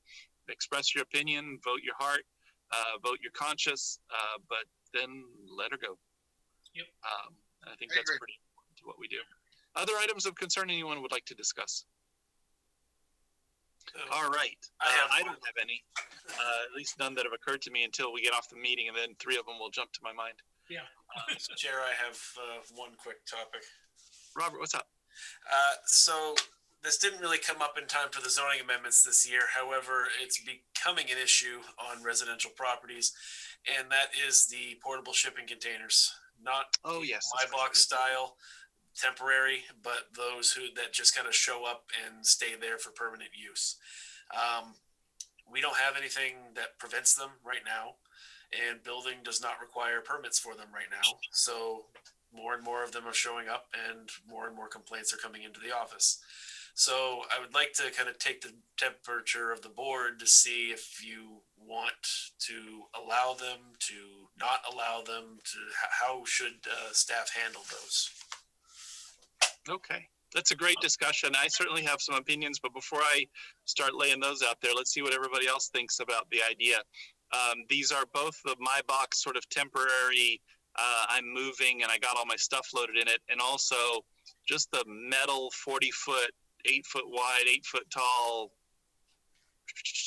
shipping containers, overseas shipping containers that can sort of become a permanent shed or storage area, not just on commercial property, but on residential property, requiring no building permit, no regulation, no setbacks, all of that. Yep. So what do you guys think? We've never regulated it in the past, or at least we've never had regulations that could get at it clearly in the past. What do you think? Nelson? Well, I'll weigh in because I've noticed this too, even though Bob says it's fairly recent. It has been growing over the years. And I would suggest that we should have them. I think we shouldn't, I don't think we should outlaw them altogether. I think we should put a time limit on them and make them get a permit from the town or through, I don't know who'd be the proper persons, whether it be the building department or the, I don't know, I don't think community development. I think building permit would be appropriate because they could adhere to setbacks or whatnot at that point, and that way there's something on file for a time limit to be enforced. Yeah, but then say it's, I don't know, 4 weeks or 2 weeks or some number, some definite period of time, and then it's got to go. I mean, otherwise it gets abused. I've seen them in one place for a year, and that's not the intent, and it's annoying to the neighbors. Some of them are really ugly. Yeah, I think when we looked at the Italian restaurant on the southern end of town, they had their neighbor, the landscape company, was using, maybe they were shipping containers, maybe they were just trailers, but they were permanent storage on their site. Now, okay, does anyone else have any comments before I sort of throw my 2 cents out there? I guess the question I would have is, do we agree that there's a distinct difference between the storage containers that you get at Mighty Box versus the Sealand, CGA, CGM containers that you see being sent over to the Far East and points beyond? I mean, do we make a distinction? They're equally ugly. Nelson, I don't disagree with you. I don't disagree with you. But to me, a shipping container that you find down on Castle Island in South Boston is dramatically different from a container that you buy from one of the storage companies up on DW Highway. I think it's a dramatic difference. You know, to me, I would prefer to see some rules as it relates to enforcement. I don't think we should be banning them, but I think we should be politely reminding people that they're temporary structures. You know, shipping containers to me, are a totally different animal, and that to me is a much broader conversation, because I don't know whether that's prevalent in our community or not. I would suspect it's probably not. That we're dealing with temporary storage containers that are becoming, you know, permanent Quonset huts for somebody's man cave or like you said, for storage. So I think we need to think about specific rules enforcing the temporary nature of those receptacles, and that they're not meant to be permanent. You know, that's what I was saying. Require them to get a permit and have a time limit on it. Well, I'm not saying 3 weeks, 4 weeks. That's, now we're getting into like how you get into enforceability. You know, Well, that's why you're through the building department. Yeah. is there going to be a fee for a permit? I mean, these are maybe. Yeah. So other comments or questions? My question to Robert would be: is how many complaints have you had? Off the top of my head, I'm not sure, but it's been several. Okay. Yeah. And it's residential areas where the neighborhoods are closer together, and a lot of the concerns are them being unsightly in their locations. So if we were to put something in place about a time limit on them with a building permit being required, that's really the key, is a building permit being required, because that way I've got a definitive point, like, okay, it starts here and now I've got a calendar date that I can start from, because without that permit, I've got nothing. So really we're technically looking at 2 questions. We're looking at one, do we grandfather these things? Because, you know, I don't want to force somebody to spend X amount of dollars to get a building permit, but we certainly want to potentially enforce the temporary nature. And the number 2, the building permit process, so that if somebody is going to put one of those structures on their property, that they're following the process at town hall. So to me, it's a 2-pronged approach, the way that I'm looking at it. I think that I agree with both of those prongs. I would add a 3rd prong, and that is we should treat these differently in different zones under our zoning map. I think in the industrial zone, if you want to have metal shipping containers that you store junk in, and it's not within the setbacks, and you get a building permit, I can live with that on a long-term basis. In a residential neighborhood, my boxes or even a metal shipping container should be a 30-day item as you move in or you move out, and they're not permanent sheds on anybody's property in the residential zone. And then the commercial zone, maybe there's some happy medium between the two where some of them are and some of them aren't. But now, I think that you do have to recognize that if we made a zoning ordinance, we don't have to necessarily call it out as grandfathered. Simply, that's the way our law works. If we haven't adopted that regulation in the past and people have lawfully existing shipping containers, we can't make them go away by passing a new ordinance. They're lawfully existing when they're put there. They can stay there. I don't necessarily think that that's great, but I don't think that we could get at them by saying, you gotta take away your metal shipping containers if you've had them already. The MyBox things are, I think they're seem much more short term, but there's nothing that prevents you from keeping them longer term.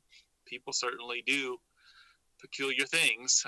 Sometimes people just have a trailer full of junk, and I don't know that's a whole lot different than having a MyBox or something in their yard. I'm not really talking about the trailers here, but so what I would do is on the residential side, there's a straight time limit and no permit eligibility for permanent MyBoxes or metal shipping containers. And a time limit that I'd have in mind is something like 30 days. In the commercial zone, could you get a permit that or building permit that would allow you to have permanently a metal structure like a shipping container? I don't know what building code they would apply because they can't examine the framing, they can't examine the electrical, they can't examine the plumbing, they can't examine the foundation, they can't examine whether it's got 2 exits so that it's fire safe. I don't know exactly what standards our building department would decide upon to issue a permit for a metal shipping container. And which is why they frankly have treated them as not requiring a permit, building permit, because to them it isn't a structure.